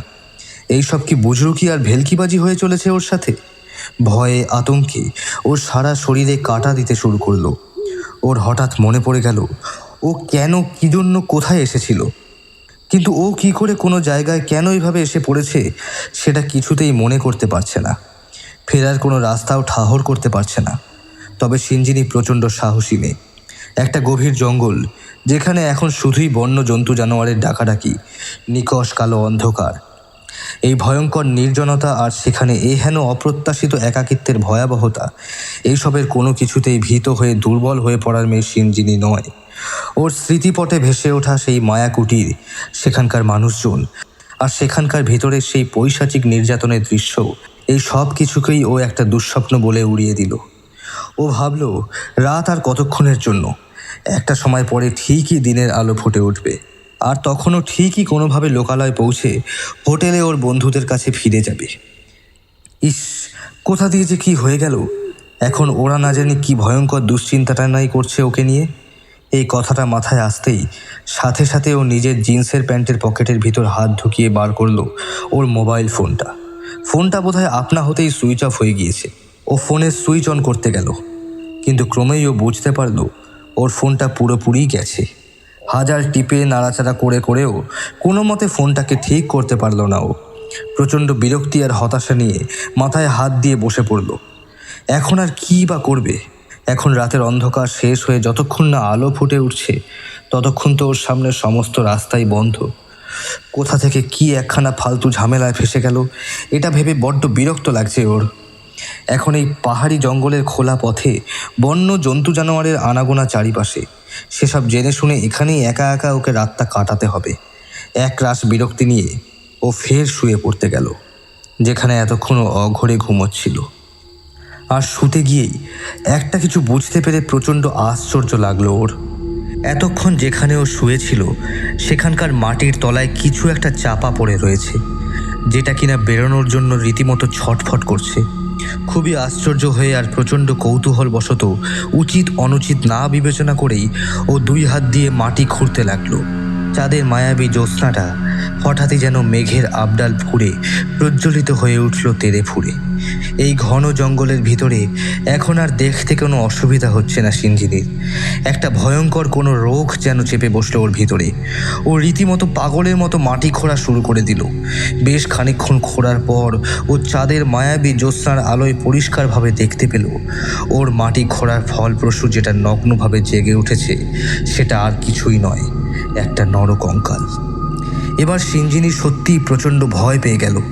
বন্ধুদের সাথে বেড়াতে এসে ও এমন একটা জায়গায় একা এভাবে চলে আসবার মেয়েই নয়। যেদিন থেকে ও কালিম্পংয়ে পা রেখেছে তারপর থেকে এসব কি চলছে ওর সঙ্গে, ও যেন আর নিজের মধ্যেই নেই। একটা কোনো অলোক টান যেন ওকে হিচড়ে নিয়ে এসেছে। ও যা দেখছে, যা ভাবছে আর যা ঘটছে তার কোনো কিছুরই কোনো কুল কিনারা খুঁজে পাচ্ছে না। না ভূত প্রেতে ওর বিশ্বাস বা ভয় কোনোটাই নেই, কিন্তু এখন ওর মনে হচ্ছে একটা কিছু রয়েছে যা ওকে নিজের কাছে ক্রমাগত টানতে চাইছে। বাঁধতে চাইছে এমনভাবে যে নিজেকেই নিজের হাতে রাখতে পারছে না। যার দ্বারা এই সমস্ত কিছু ঘটে চলেছে সে কে, কী তার উদ্দেশ্য? ওই মায়াকুটির আর তার ভিতরে ঠান্ডা রক্তের সমস্ত লোকজন? নৃশংস নরাধম একজন স্বামী নিজের মায়ের সাথে মিলে নিজের স্ত্রীর ওপরে পাশবিক নির্যাতনের ওই রক্তাক্ত দৃশ্য, কন্যা সন্তান জন্ম দেওয়ার অমার্জনীয় অপরাধে একজন হতভাগ্য মায়ের নির্মম মৃত্যু, সদ্যজাত একটি শিশুকন্যাকে গরম দুধে চুবিয়ে ঠান্ডা মাথায় হত্যার সমস্ত যোগাড়যন্ত্র, এই সমস্ত কিছুই নেহাত দুঃস্বপ্ন বলে আর উড়িয়ে দিতে পারছে না সিঞ্জিনি। ও আরও মাটি খুঁড়তে শুরু করলো উন্মত্তের মতো, যতক্ষণ না পর্যন্ত পুরো কঙ্কালটা বেরিয়ে আসে। রাত গভীর, নির্জন জঙ্গলের ভিতরে প্রায় উন্মত্তের মতোই নরকঙ্কালটির ওপর থেকে 2 হাতে মাটি সরাতে সরাতে একটা সময় ও মাথার খুলি থেকে আরম্ভ করে পা পর্যন্ত পুরো কঙ্কালটাকে উন্মুক্ত করতে সক্ষম হলো। তারপর ও ক্ষান্ত হলো। দুর্বল শরীরে এহেন পরিশ্রমের ফলে ও পরিশ্রান্ত হয়ে বসে পড়ল, হাঁপাতে থাকলো। কিছু নিঃশব্দ মুহূর্ত কাটল এভাবে। হঠাৎ ওই নির্জন জঙ্গলের পিন পড়া নির্জনতা এক লহমায় ভেঙে গুড়িয়ে গেল। এক যন্ত্রণাক্লিষ্ট ক্ষীণ ও পুরুষকণ্ঠ প্রায় আর্তনাদের সুরে বলে উঠল, মা, মারে, এতদিনে তুই এলি রে মা। প্রচণ্ড চমকে উঠল সিঞ্জিনি। চারপাশটায় তাকালো, কই কেউ তো নেই কোথাও। এবার সিঞ্জিনির পিঠ দিয়ে যেন একটা হিম শীতল স্রোত বয়ে গেল। তাহলে এখনও যেটা ভাবছে সেইটাই কি তবে ঠিক? ও ভয় ভয় তাকালো ওর পাশে শায়িত এই নরকঙ্কালটির দিকে। হ্যাঁ, ও ঠিকই ভাবছে। ওর পাশে শায়িত নরকঙ্কালটির অক্ষিকোটর ঠেলে বেরিয়ে আসছে আগুনের আভা। দীর্ঘদিন ধরে আঁট হয়ে জুড়ে থাকা দাঁতের পাটি খুলছে সশব্দে, আর ওর ভিতর থেকে একটা প্রচণ্ড যন্ত্রণাক্লিষ্ট আর্তধ্বনি বেরিয়ে আসছে। প্রচণ্ড ভয়ে একেবারে ছিটকে দূরে সরে গেল সিঞ্জিনি। ঝটফট করে উঠে দাঁড়িয়ে ওই স্থান পরিত্যাগ করে উদ্যত হতেই পিছন থেকে ফের পুরুষ কণ্ঠের সেই ডাক ভেসে এলো, কোথায় যাচ্ছিস মা? যাস না মা, যাস না। এই অধম ভাবটাকে ফেলে আর দূরে সরে যাস না। অনেক অন্যায় করেছি আমি তোর সাথে, তোর মায়ের সাথে। একবারটি আমায় আমার পাপের প্রায়শ্চিত্ত করার সুযোগটুকু দে মা, দে দে। আমায় ফেলে চলে যাস না, তোর দুটি পায়ে পড়ি মা, আমায় ফেলে চলে যাস না। এই কণ্ঠে এমনই একটা আকুতি ছিল যে সিঞ্জিনি যেন বাধা পড়ে গেল। পিছন ঘুরে ধীর পায়ে আস্তে আস্তে এগিয়ে এলো মাটিতে শায়িত নরকঙ্কালটির কাছে, হাঁটু গেড়ে বসল। সিঞ্জিনি স্পষ্ট বুঝতে পারল এই অতৃপ্ত প্রেতাত্মাটি ওকে নিজের কন্যা হিসেবে সম্বোধন করছে। এবার ভয়ের বদলে হঠাৎ কেমন যেন মায়া জাগলো ওর। নীরবে তাকালো কঙ্কালটির অক্ষিকোটরের দিকে। এবার কঙ্কাল ফের কথা বলে উঠল, মারে, আমি ক্ষমারও অযোগ্য মা। আমি পাপ করেছি, পাপ। মানুষ হয়ে পিশাচের মতো আচরণ করেছি। আজ আমি তোর কাছে হাত জোড় করে অকপটে স্বীকার করছি মা, সব অকপটে স্বীকার করছি। তোর আগে আর যে 3টি লক্ষ্মী জন্মেছিল আমার ঘরে, তাদেরকে গরম দুধে চুবিয়ে মেরেছি। আমি মেরেছি মা। সিঞ্জিনি এবার বিস্ময়ে হতবাক হয়ে গেল। তার মানে যে দৃশ্যগুলোকে ও খারাপ স্বপ্ন ভাবছিল, এতক্ষণ সে আসলে অতীতেরই কোনো একটা ঘটনার জলজ্যান্ত প্রতিচ্ছবি। সিঞ্জিনির মুখ দিয়ে ওর অজান্তেই অস্ফুটে কথা বেরিয়ে এলো, এইসব আপনি আমাকে কেন বলছেন? কি চান আপনি আমার কাছে? মা, আমার যে প্রায়শ্চিত্ত করাটা এখনো বাকি রয়ে গেল মা। তোর কাছে সব পাপ স্বীকার না করলে, তোর মায়ের আত্মার কাছে মার্জনা না পেলে আমার যে মুক্তি হবে না রে মা, মুক্তি হবে না। তোর হাতেই যে আমার মুক্তি। হ্যাঁ মা, তোর হাতেই আমার মুক্তি। আমার প্রায়শ্চিত্তের সম্পূর্ণতা পাবে তোর হাতে। তুই তোর এই অধম বাপটাকে ক্ষমা ভিক্ষে দিয়ে যা মা, ক্ষমা ভিক্ষে দিয়ে যা। আমাকে মুক্তি দিয়ে যা মা, মুক্তি দিয়ে যা। পারি না এই কষ্ট সহ্য করতে। আমি আপনার মেয়ে কেন হতে যাব? আমার বাবা মা দুজনেই আছেন। মারে, একটা কঠিন সত্যি আছে, যে সত্যিটা তুই আজও জানিস না। আসলে আসলে ওনারা তোর আসল বাবা মা নন, তোর বালক পিতামাতা। আমাদের ঘর থেকে ধাইমা তোকে নিয়ে বেরিয়ে যাওয়ার পরেই খবর পাই ওনাকে কঠিন ব্যামোয় ধরেছে, উনি আর বেশি দিন বাঁচবেন না। ঠিক ওই সময় আমাদের গ্রামে একটা দরকারে আসেন তোর বালক পিতামাতা। তোর বালক মাতা তখন অন্তঃসত্ত্বা ছিলেন।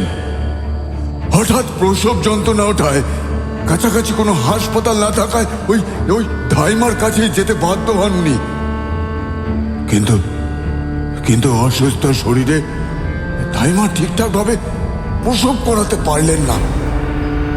তোর মা, তোর পালক মা পেটের সন্তানটিকে বাঁচাতে পারলেন না।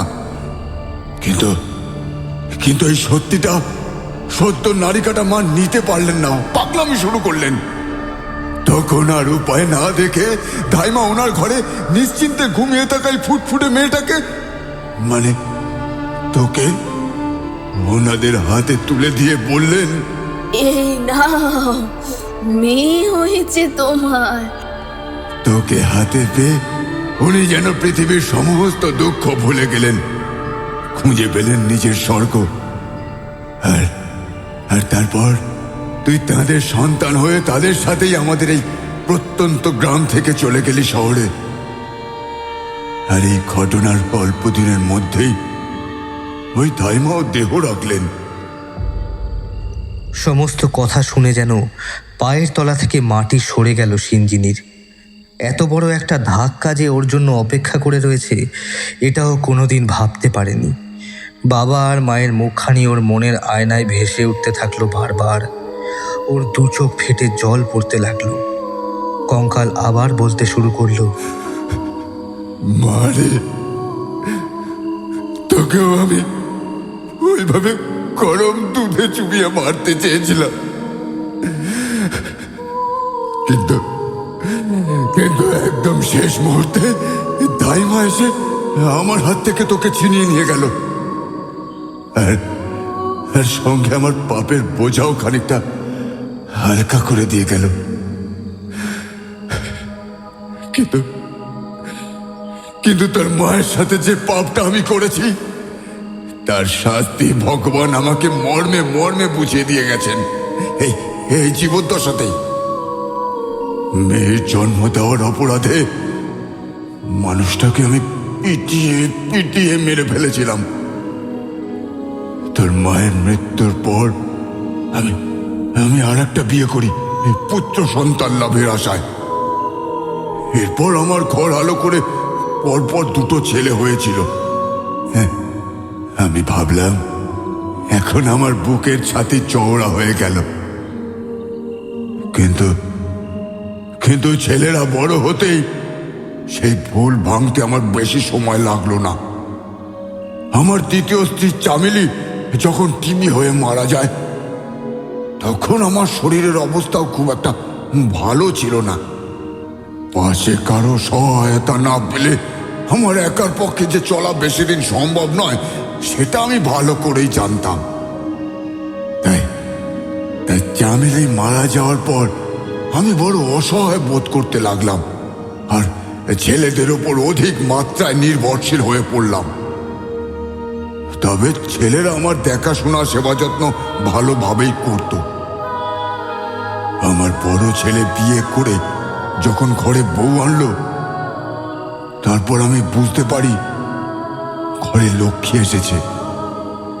বৌমা আমাকে যেভাবে সেবা যত্ন করত, তাতে আমি খুবই নিশ্চিত আর সন্তুষ্টি নিয়ে একটা সুখের জীবন কাটাচ্ছিলাম। তারপর আমার ছোট ছেলেও চাকরি পেয়ে গেল। ব্যাস, আমি বাকি জীবনের জন্য পুরোপুরি নিশ্চিন্ত হয়ে গেলাম। কিন্তু আমি তখন বুঝতে পারিনি এর সুখের আয়ু ততদিন পর্যন্তই যতদিন সম্পত্তির দলিল আমি দুই ছেলেকে বুঝিয়ে দিচ্ছি। আর আর সেই দিনটা আসতেও খুব বেশি দেরি হলো না। ছেলেদের কথা শুনে আমি নিশ্চিন্ত মনে সম্পত্তির দুই ভাইয়ের মধ্যে সমান ভাগে ভাগ করে কাগজপত্র সব তৈরি করে দিলাম। ব্যাস, তারপর মুহূর্ত থেকেই দেখতে শুরু করলাম এই প্রত্যেক কটা মুখোশধারীর প্রকৃত রূপ। উঠতে বসতে বৌমা আমায় খাবার খোটা দিতে শুরু করলো, আমায় মরতে বলতো, গায়েও হাত তুলতো আমার ছেলেদেরই সামনে। ওরা ওরা সবকিছু দেখেও না দেখার ভান করত। আমার দুই পুত্রের কাছেও আমাকে কম লাঞ্ছনা, গঞ্জনা আর শারীরিক নির্যাতন ভোগ করতে হয়নি, প্রচুর করেছি। আমি তখন মর্মে মর্মে উপলব্ধি করলাম এ তো আমার ছেলেদের নির্যাতন নয়, এ হলো ভগবানের মার। শেষ পর্যন্ত ছোট ছেলে চাকরিতে প্রমোশন পেল। ওর সম্পত্তির অংশ দাদার কাছে বিক্রি করে দিয়ে নিজের ভবিষ্যৎ গুছিয়ে নিয়ে চলে গেল আমেরিকা। আর আমি পড়ে রইলাম আমার বড় ছেলের লাথি ঝাঁটা আঁকড়ে। বড় ছেলে প্রায় বলতো, ভাইটা ভালোই, যাই হোক ভাইটা ভালোই আহাম্মক বানালো আমায়। নিজের আখেরটাও গুছিয়ে নিয়ে চলে গেল, আর সেই সঙ্গে বাবার দায়টাও পুরোটাই আমার উপরে ঝেড়ে ফেলে দিয়ে চলে গেল। এইভাবেই দিন কেটে যেতে লাগলো। কিন্তু খুব অল্প সময়ের মধ্যেই আমার একটা খুব খারাপ ধরনের চর্মরোগ দেখা দিল। আমার সারাটা শরীর পচতে শুরু করলো, ঘা হলো, দুর্গন্ধ শুরু হয়ে গেল শরীর থেকে। বাক শক্তিটাও ধীরে ধীরে হারালাম। হাত পায়ের আঙুলগুলো সব অসাড় হয়ে এলো। এরপর তো লাতি ঝাঁটা হলেও যেটুকু ঠাঁই ছিল ঘরে এটুকু গলার কাঁটা হয়ে দাঁড়ালো। আমি তখন শুধুই ভগবানের কাছে নিজের মৃত্যু ভিক্ষা করতাম।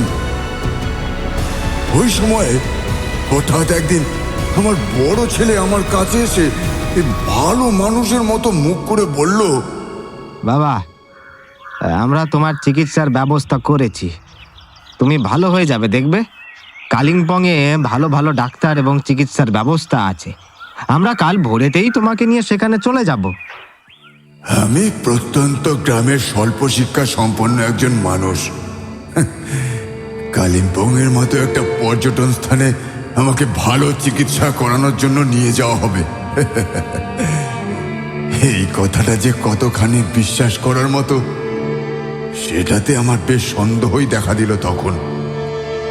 কিন্তু বাক শক্তি আর অঙ্গ সঞ্চালন ক্ষমতা হারিয়ে সর্বাঙ্গে পচন ধরে যে অবস্থা হয়েছে আমার, তাতে আমার কোনো কিছু মনে হওয়া বা না হওয়ার আর কিছুই কোনো মূল্য ছিল না।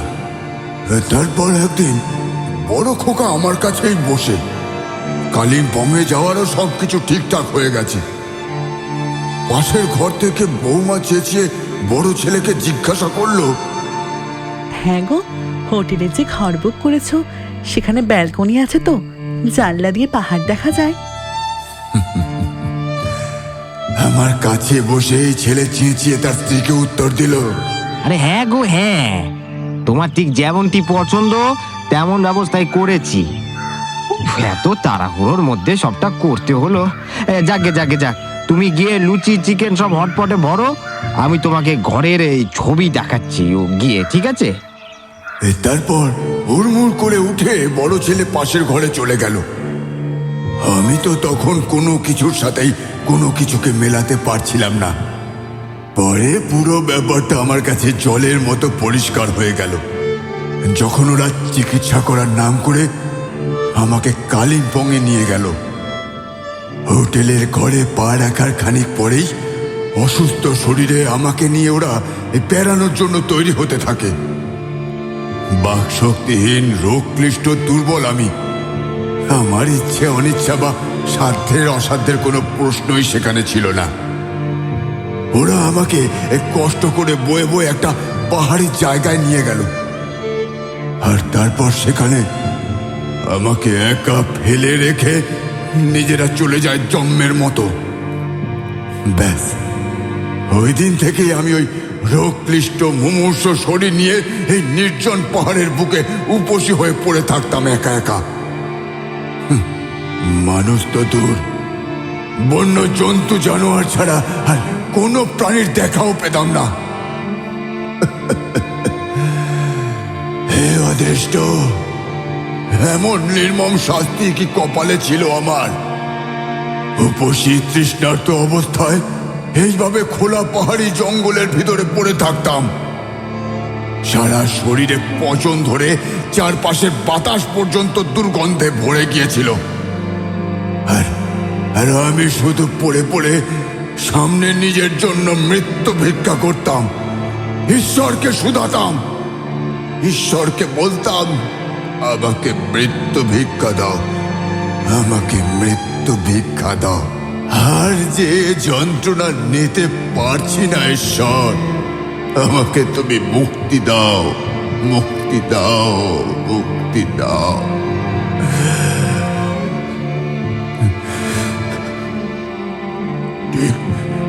ঠিক ওই সময় হঠাৎ এই স্বপ্নে কেউ আমার কানের কাছে ফিসফিস করে বলেছিল, তোর মতো নরপিশাচের পাপের প্রাইস এত সহজে সম্ভব না। মুক্তি মুক্তি এত সহজে তুই পাবি না। তোর মুক্তি তখনই সম্ভব যদি তোর প্রথম স্ত্রী তোকে মার্জনা করে।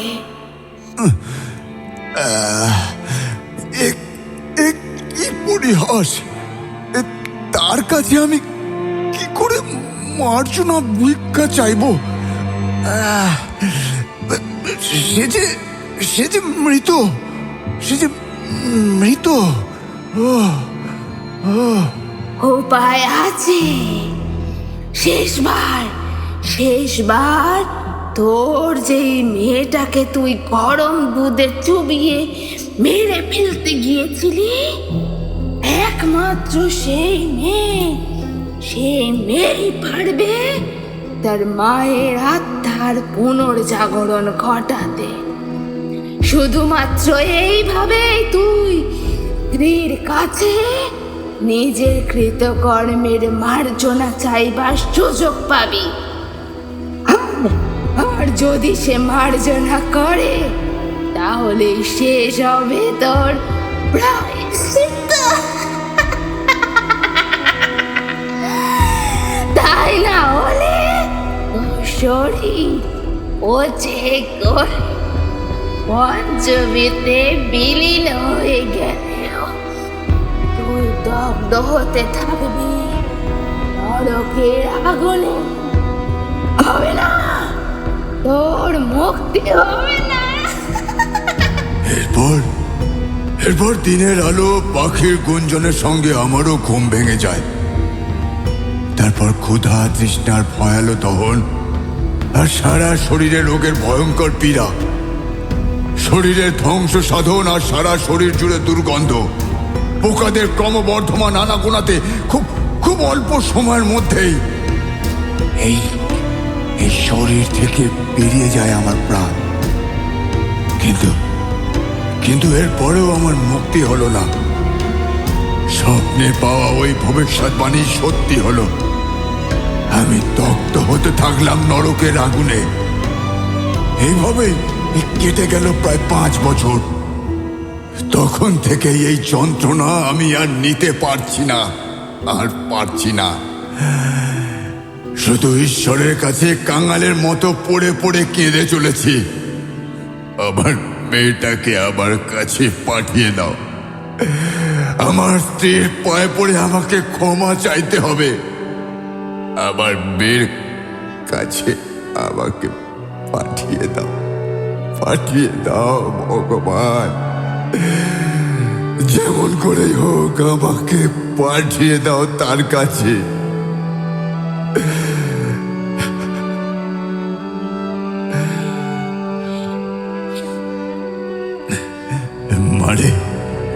মারে ভগবানের অশেষ কৃপা, আজ আজ তিনি আমার মতো পাপীর কথা শুনেছেন, তোকে তোকে আমার কাছে নিয়ে এসেছেন। হ্যাঁ রে মা, হ্যাঁ। সবটুকু শোনার পর সিঞ্জিনির কাছে ধীরে ধীরে সবটা স্পষ্ট হতে থাকলো। ওই মায়াকুটিরের ভিতরে কসাইয়ের মতো মেরে মেরে রক্তাক্ত করে যাকে হত্যা করা হয়েছে সেই হলো সিঞ্জিনির জন্মদাত্রী মা। আর নৃশংসভাবে তাকে যিনি হত্যা করেছেন তিনি আর কেউ নন, সিঞ্জিনির জন্মদাতা পিতা, যিনি আপন পুত্রদের হাতে প্রতারিত হয়ে তাদের ধূর্ততার সাথে সুকৌশলে বিতাড়িত করার ফলপ্রসূ এমন জনমানবহীন জঙ্গলের ভিতরে একা রোগাক্লিষ্ট অবস্থায় পড়ে থাকার পর এখানেই প্রাণত্যাগ করেছিলেন। এখন সিঞ্জিনির সামনে পড়ে রয়েছে তারই হাড় সর্বস্ব কঙ্কালটুকু। এই মুহূর্তে তার একমাত্র আকুতি হলো মার্জনা এবং প্রায়শ্চিত্তের সম্পূর্ণতা। তারপরেই যে আসবে মুক্তি। মুক্তি না হওয়া পর্যন্ত নরক যন্ত্রণার যে অগ্নি দহনে ছটফট করে চলেছে এই আত্মাটি, তার এমন যন্ত্রণা দেখে কিন্তু এখন এতটুকুও কষ্ট হচ্ছে না সিঞ্জিনি। ও ভালোভাবেই বুঝতে পারছে স্বপ্নের ঘোরে ওই কুটিরের ভিতরে দুই হাতে পৈশাচিক আস্ফালন নিয়ে যে সদ্যজাত শিশুটিকে গরম দুধের ভিতরে চুবিয়ে মারতে যাচ্ছিলেন ওই শিশুটি আর কেউ নয়, সিঞ্জিনি নিজে। নিজের জন্মদাত্রী মাকে যেভাবে হত্যা করেছে এই লোকটি, তাতে ক্ষমা এর প্রাপ্য নয়। ভগবান একদম ন্যায় বিচার করেছেন। একটা ভয়ঙ্কর ক্রোধ জন্মালো সিঞ্জিনির ভিতরে। কঙ্কাল ফের বলে উঠল, মারে, একমাত্র একমাত্র তুই পারবি তোর মায়ের আত্মাকে একবার আমার সামনে এনে দাঁড় করাতে। ওরে মা, তার কাছে যে আমার ক্ষমা চাইতে হবে রে। একবার একবার নিয়ে আয়, আমি তোর মায়ের কাছে একবার ক্ষমা চাইতে চাই। আমার এত দিনের প্রায়শ্চিত্তখানি তুই পূরণ করে দে মা, তুই পূরণ করে দে। তোর মাকে একটিবার ডাক, একটিবার। আমি যে আর পারিনি। প্রচণ্ড ক্রোধে কঙ্কালের দিকে তাকিয়ে সিঞ্জিনি বলল, সেদিন আপনার এই আকুতি কোথায় ছিল, যখন রক্ত মাংসের মানুষটাকে ওইভাবে পশুর মতো মেরে ফেলেছিলেন? আজ নিজের পাপ যখন প্রতি মুহূর্তে ঘাড়ে কামড় বসাচ্ছে, তখন আপনার তাকে প্রয়োজন মনে হচ্ছে? আপনার সাথে ভগবান যা করেছেন ওইটাই আপনার উপযুক্ত শাস্তি। পাপ আপনার, তার প্রায়শ্চিত্তের দায়টাও আপনার। ওই দায় আমি নিতে পারবো না। আমার জন্মদাত্রী মা যেখানে আছেন শান্তিতে আছেন, তাকে বিরক্ত করতে আমি পারবো না। আমি এখান থেকে চললাম। এই বলে সিঞ্জিনি ধর্মর করে উঠে দাঁড়ালো। নিজের দুই হাত ঝেড়ে পরিষ্কার করে নিয়ে ওই স্থান পরিত্যাগ করার উদ্দেশ্যে অগ্রগামী হতে গেল। তখন পিছনে শায়িত কঙ্কালটি যন্ত্রণা ক্লিষ্ট করুণ স্বরে আর্তনাদ করে আকুতি জানাতে লাগলো, মারে, আমি যে তোর বাপ, হ্যাঁ আমি জানি আমি অন্যায় করেছি, আমি পাপী, কিন্তু একটিবার পিছনে ফিরে চা, আমাকে একটিবার দেখ, আমাকে একটিবার ক্ষমা করে দে।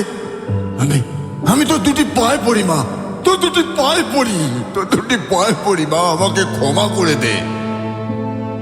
নির্জন জঙ্গলের ভিতরে অপার্থিব এই বিলাপ সেখানকার বাতাসের রন্ধ্রে রন্ধ্রে মিশে গেল। মায়াবী চাঁদের আলোয় পাহাড়ি জঙ্গলে শিরায় শিরায় ছড়িয়ে পড়তে শুরু করলো আকুল সেই ক্রন্দনধ্বনি। আর নিজেকে সামলে রাখতে পারল না সিঞ্জিনি, ঝরঝর করে কেঁদে ফেলল। শত হলেও সে যে ওর জন্মদাতা পিতা, তার পাপের শাস্তি ভগবান তাকে দিয়েছেন। এখন বাপ হয়ে যখন তার যন্ত্রণাক্লিষ্ট আত্মা শুধু একটু মুক্তির জন্য এইভাবে কাঁদছে ওর কাছে, ও আর সেটা পুরোপুরি অগ্রাহ্য করে ওই স্থান পরিত্যাগ করতে পারল না। ওর পা দুটো যেন অসাড় হয়ে এলো। আস্তে আস্তে পিছন দিকে ঘুরল সিঞ্জিনি।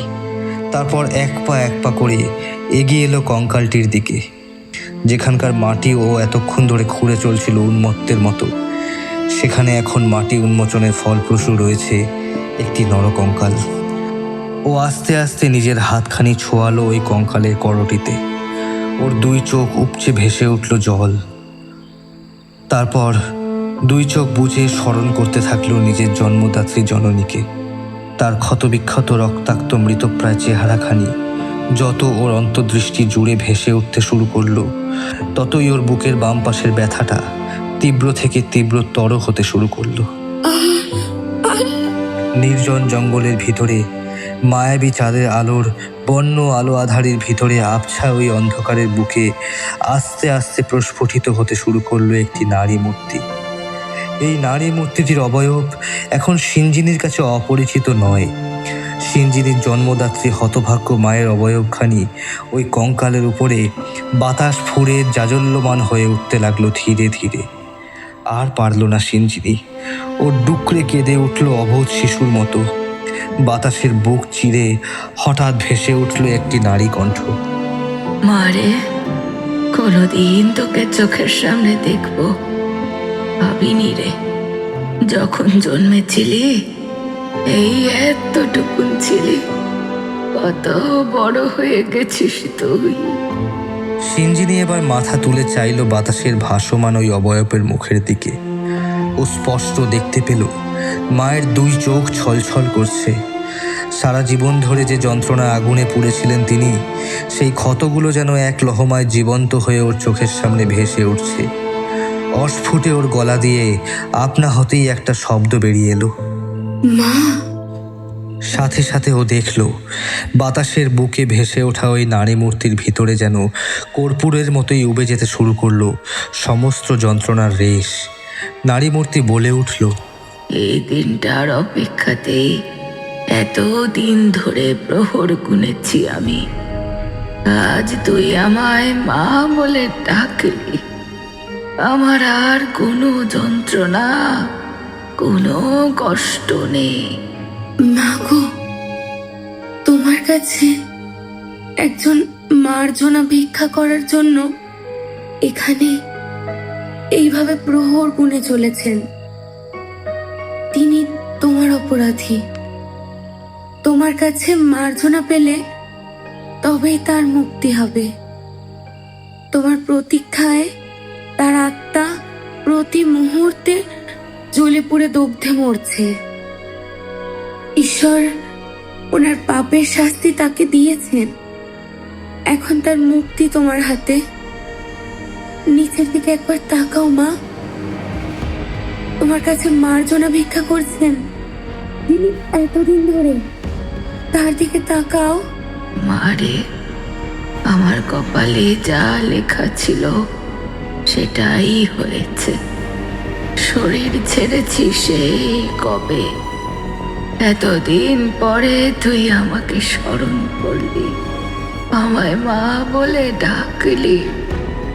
আমার সব যন্ত্রণা লাঘব হয়ে গিয়েছে।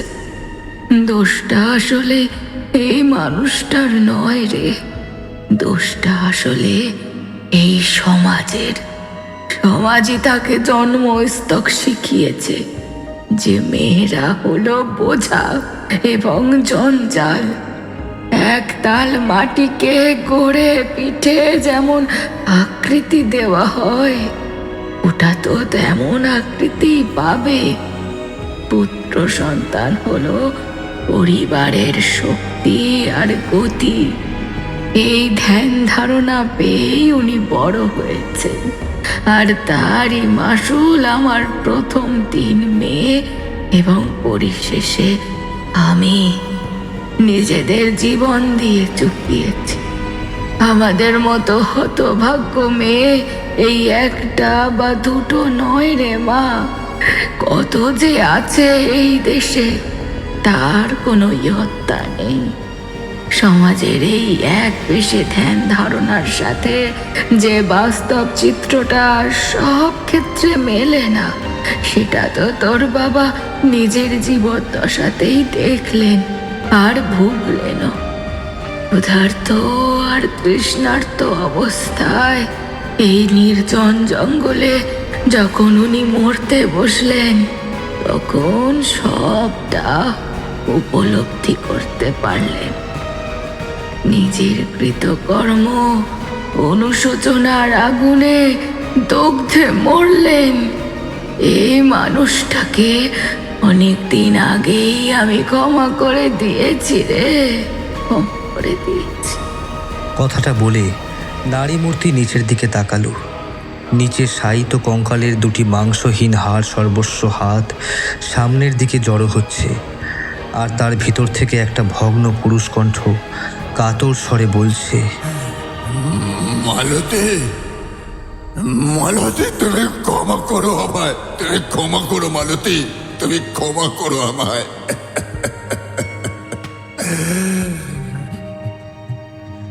প্রায়শ্চিত্তের আগুনে সে কণ্ঠস্বরের পরতে পরতে ক্ষতবিক্ষত রক্তাক্ত যন্ত্রণা স্পষ্ট পরিস্ফুটন হয়ে চলেছে। তোমার প্রতি আজ আর কোনো অভিযোগ আমার নেই। তুমি তো ভালোবাসতে আমাকে। তোমার পরিবারের কথা শুনে শুনে তোমার ভিতরে জেগে উঠেছিল একটা পিশাচ। সে তো অনেক দিন আগেই দগ্ধে নষ্ট হয়ে গেছে। এবার তুমি চলে এসো, চিরতরে চলে এসো।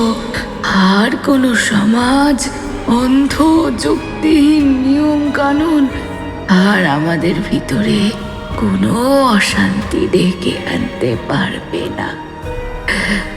আমিও তো অপেক্ষা করেছিলাম শুধু শুধু তোমার জন্য, যে মানুষটাকে আমি নিজের করে পেয়েছিলাম একদিন। সিঞ্জিনি বুঝতে পারল বাতাসে ভেসে ওঠা বিদেহী আত্মা আর পার্থিব বাতাসে নিজেকে ধরে রাখতে পারছে না। অবয়বটি মিলে যেতে শুরু করেছে একটু একটু করে। সিঞ্জিনি অপার বিস্ময় নিয়ে দেখতে থাকল। সামনে শায়িত কঙ্কালটিও ধোঁয়ার মতো বাতাসের সাথে মিশে ক্রমে অদৃশ্য হয়ে যেতে শুরু করেছে। বিস্ময়ের ঘোর এমনভাবে গিয়ে ধরল সিঞ্জিনিকে যে ও ক্ষণিকের জন্য স্থান, কাল, পাত্র সমস্ত কিছু ভুলে গেল ওর নিজের বর্তমান অস্তিত্ব। ওর গলা দিয়ে মর্মভেদী আর্তধ্বনি বেরিয়ে এলো, মা, বাবা, তোমরা আমাকে ছেড়ে দিয়ে চলে যাচ্ছ? উপর থেকে নারী এবং পুরুষের সম্মিলিত একটি ধ্বনি ভেসে উঠল চারপাশের বাতাসের রন্ধ্রে রন্ধ্রে। তুই ভালো থাকিস মা, সুখে থাকিস। সিঞ্জিনি অবাক হয়ে দেখল নরকঙ্কালটির আর কোনো পার্থিব অস্তিত্বই এখন আর নেই। আবার চারপাশের বাতাস কাঁপিয়ে নারীকণ্ঠ বলে উঠল, একজন যে তোকে খুঁজতে বেরিয়ে নিজের প্রাণ হারাতে বসেছে। পিছন দিকে ফিরে নিচে নামতে থাক। একজন সেখানে জাতকের মতো শুধু তোর প্রতীক্ষাতেই রয়েছে। যা মা, তার কাছে ফিরে যা। জীবনটা সুন্দর করে বাঁচ, সুখী হ। কথাগুলো বলে ওই বিদেহী আত্মাযুগল চিরতরে বিদায় নিল পৃথিবীর বুক থেকে। যাবার সময় মা কি বলে গেলেন সিঞ্জিনিকে? কে ওর প্রতীক্ষায় প্রহর গুনে চলেছে? মা তো সিঞ্জিনিকে তার কাছে যাবার জন্য নির্দেশ দিলেন। সাথে সাথে হাত পা ঝেড়ে উঠে দাঁড়ালো সিঞ্জিনি। আকাশ আস্তে আস্তে ফর্সা হতে শুরু করেছে। একটু একটু করে ফুটতে শুরু করেছে ভোরের আলো। সিঞ্জিনি একটু একটু করে নামতে শুরু করেছে নিচের দিকে। যত নামছে তত অবাক হচ্ছে। হোটেলের ঘর থেকে বেরিয়ে এই রকম একটা পাহাড়ি জঙ্গলের ভিতরে কিভাবে এসে পড়েছিল। পাহাড়ের গা কেটে রাস্তা তো আছে অবশ্যই, কিন্তু সম্পূর্ণরূপে চেতনা লোপ পাওয়া অবস্থাতেও নিশ্চয়ই সেই রাস্তা ধরে এই ঘন জঙ্গলের ভিতরে এসে পৌঁছায়নি। পাহাড়ের গা কেটে তৈরি করা রাস্তা না ব্যবহার করে কেউ যদি নিচ থেকে উপরে উঠতে যায় তাহলে তো তার বিপদের মারাত্মক সম্ভাবনা। ওর নিজে তো ভাগ্যের দরুন পুরোপুরি অক্ষত রয়েছে, কিন্তু ওকে খুঁজতে এই জঙ্গলের ভিতরে আসতে হলে তো পাহাড় কাটা রাস্তা ব্যবহার করলে চলবে না। মা তো বারবার বলে গেলেন সে বেশি দূরে নেই, আছে সামান্য নিচেই। ওর বন্ধুদের ভিতরেই কেউ নিশ্চয়ই দুশ্চিন্তা করে করে শেষ পর্যন্ত আর থাকতে না পেরে বেরিয়ে পড়েছে ওকে খুঁজতে। আর ওরও এমন কপাল, কাউকে কিচ্ছুটি বলবার বা জানানোর কোনো সুযোগ পর্যন্ত পায়নি। এখন যদি ওকে খুঁজতে এসে তার যদি কোনো বিপদ ঘটে, মনে মনে রীতিমতো কপাল চাপড়াতে লাগলো সিঞ্জিনি। আর দুশ্চিন্তার পাহাড় মাথায় নিয়ে সাবধানে এক পা করে নামতে লাগলো নিচে। বেশি দূর যেতে হলো না ওকে। খানিকটা এগোনোর পরেই ও দেখতে পেল অচৈতন্য অবস্থায় পড়ে রয়েছে একটি ছেলে। ওর পরনের শার্টটা দেখে চিনতে আর কোনো অসুবিধাই হলো না ওর। একবার এই শার্টটা নিয়েই তো শপিং মলে সমীরের সঙ্গে ঝগড়া লেগেছিল ওর। এই শার্টখানা পরলে দারুণ লাগবে সমীরকে, এই ছিল সিঞ্জিনির মত। কিন্তু সমীর কোনো মতেই নিজের জন্য ওই শার্ট নেবে না, কারণ ওই শার্ট ওর একেবারেই পছন্দ নয়। কিন্তু সিঞ্জিনির তখন বারবার মনে হচ্ছিল এমন সুন্দর একখানি শার্ট সমীরকে পরতেই হবে, ভীষণ ভালো মানাবে ওটা সমীরকে। সিঞ্জিনির জোর জবরদস্তিতেই রীতিমতো বাধ্য হয়েই ওটা নিয়েছিল সমীর। নিজে বিল পে করে শার্টটা যখন সিঞ্জিনি ধরিয়ে ছেড়েছিল সমীরকে, তখন বেজার মুখ করে সমীর শুধু বলেছিল, শুধু শুধু টাকা খরচ করে শার্টখানা কিনলি সিঞ্জিনি, এই জিনিস জীবনেও পরবো না আমি। আজ সমীরের পরনে ওই শার্টখানি দেখে হঠাৎ সিঞ্জিনি নিজের বুকের বাম পাশটায় যেন একটা অব্যক্ত ক্রন্দন অনুভব করল। এক লহমায় ওর কাছে পরিষ্কার হয়ে গেল অনেক কিছু। চঞ্চলা হরিণীর মতোই ও ছুটে চলে গেল সমীরের কাছে, আর কাছে যেতেই ও দেখল ওর কপাল ফেটে রক্ত ঝরছে দরদর করে। ওর আর বুঝতে বাকি রইল না, ওকে খুঁজতে সমীর এই পাহাড়ি জঙ্গলের অনেকটা উঁচুতে পৌঁছে গিয়েছিল। দুর্ঘটনাবশত সেখান থেকেই নিচে পড়ে গিয়ে ওর এখন এই অবস্থা। তবে সমীরের চেতনা পুরোপুরি লোপ পায়নি। যন্ত্রণা ক্লিষ্ট বিধ্বস্ত সমীর রক্তাক্ত আহত অবস্থায় মারাত্মক কাহিল হয়ে পড়ে রয়েছে। আধ বোঝা চোখ দিয়ে ও যখন দেখল সিঞ্জিনি ওর দিকে এগিয়ে আসছে, তখন ওই অবস্থাতেই ওর ঠোঁটের কোণায় মৃদু হাসি ফুটে উঠল। সিঞ্জিনির এবার দু চোখ ভরা জল নিয়ে প্রবল রাগ নিয়ে ঝাঁপিয়ে পড়ল সমীরের ওপর। আমাকে খোঁজার জন্য তুই বিপদ সংকুল পাহাড় জঙ্গল ঠেঙিয়ে এখানে এসে এইভাবে পড়ে রয়েছিস? তোর কি বুদ্ধি শুদ্ধি বলে কিছুই নেই? যদি তোর কিছু হয়ে যেত? তুই ঠিক আছিস তো সিঞ্জিনি? আর পারল না সিঞ্জিনি, বাধা ভাঙা বন্যার মতো ঝাঁপিয়ে পড়ল সমীরের বুকে। সৌরভ, রাধিকা আর অনন্যা অবশেষে ওদের দুজনকে খুঁজে পেল। এরপর ওরা সকলে রওনা দিল কলকাতার পথে।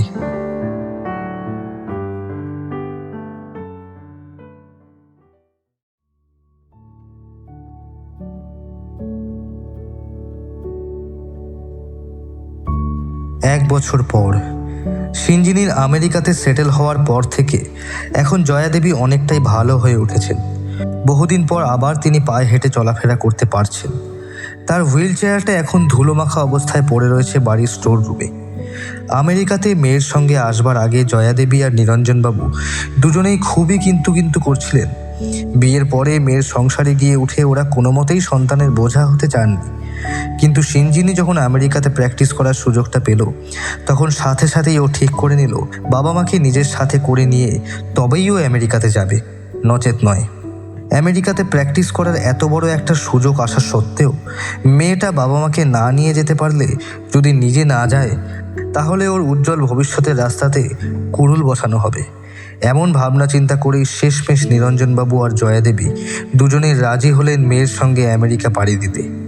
ভাগ্যক্রমে সমীরও MBA শেষ করার পর আমেরিকাতেই একটা ভালো চাকরির সুযোগ পেয়েছে। ওর বাবা মা মারা গিয়েছেন বেশ কিছু আগে। এখন নিরঞ্জনবাবু, জয়াদেবী, সমীর আর সিঞ্জিনির খুশির সংসার দেখে কারোরই বোঝার উপায় নেই কে কার বাবা মা আর কে কার শ্বশুর শাশুড়ি।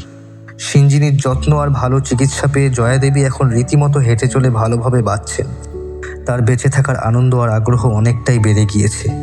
নিরঞ্জনবাবু সিঞ্জিনিকে যত দেখেন ততই ভাবেন, আহা, এমন মেয়েকে যিনি পেটে ধরেছেন, তার মতো রত্নগর্ভা আর তার মতো দুর্ভাগা জননী খুঁজলে খুবই কম পাওয়া যাবে।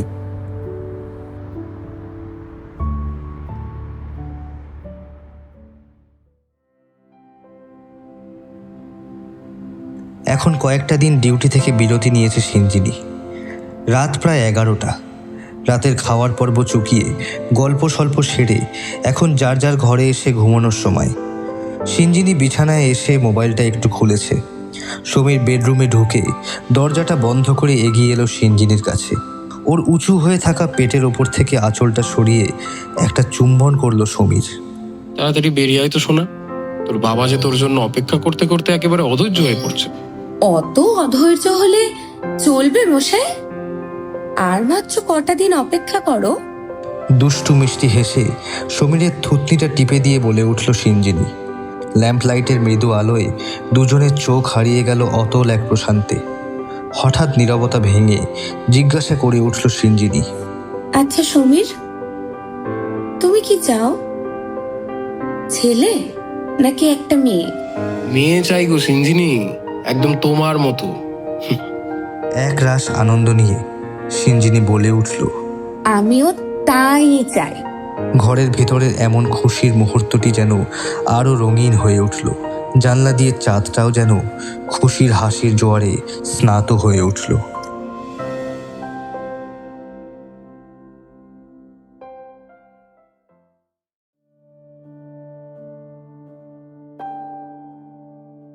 শেষ হলো আজকের গল্প, রশ্মিতা দাসের লেখা প্রায়শ্চিত্ত। সিঞ্জিনির ভূমিকায় কঙ্কা বণিক, সমীরের ভূমিকায় সমীরণশীল, নিরঞ্জনবাবু ও সিঞ্জিনির আসল বাবার ভূমিকায় নিরুপম নাথ, জয়া দেবী ও সিঞ্জিনির আসল মায়ের ভূমিকায় পিয়ালি মণ্ডল, অনন্যা ও সিঞ্জিনির ঠাকুমার ভূমিকায় দুর্গা গোস্বামী, রাধিকা ও বড় বৌমার ভূমিকায় সৃজিতা সাফুই, সৌরভ ও বড় ছেলের ভূমিকায় সোহম জুনিয়র, ধাত্রীমা, প্রতিবেশী ও গ্রামের মহিলার ভূমিকায় পূজা সুর, প্রচ্ছদ নির্মাণ সূর্য দাস, আবহ নির্মাণ সায়ক পাল ও টিম অ্যানোনিমাস, পরিচালনায় সমীরণশীল, প্রচার সহায়তায় সায়ন দে ও আয়ুষ কারার, গল্পকথক, সহপরিচালনা এবং গল্পের সূত্রধর আমি সোহম। গল্পটি আপনাদের ভালো লাগলে অনুগ্রহ করে চ্যানেলটিকে সাবস্ক্রাইব করুন এবং ভিডিওটিকে লাইক ও হাইপ করার মাধ্যমে আমাদের পাশে থাকুন। আবার ফিরে আসবো আগামী সপ্তাহে। ততক্ষণ শুনতে থাকুন গল্প, কথা ও কাহিনী।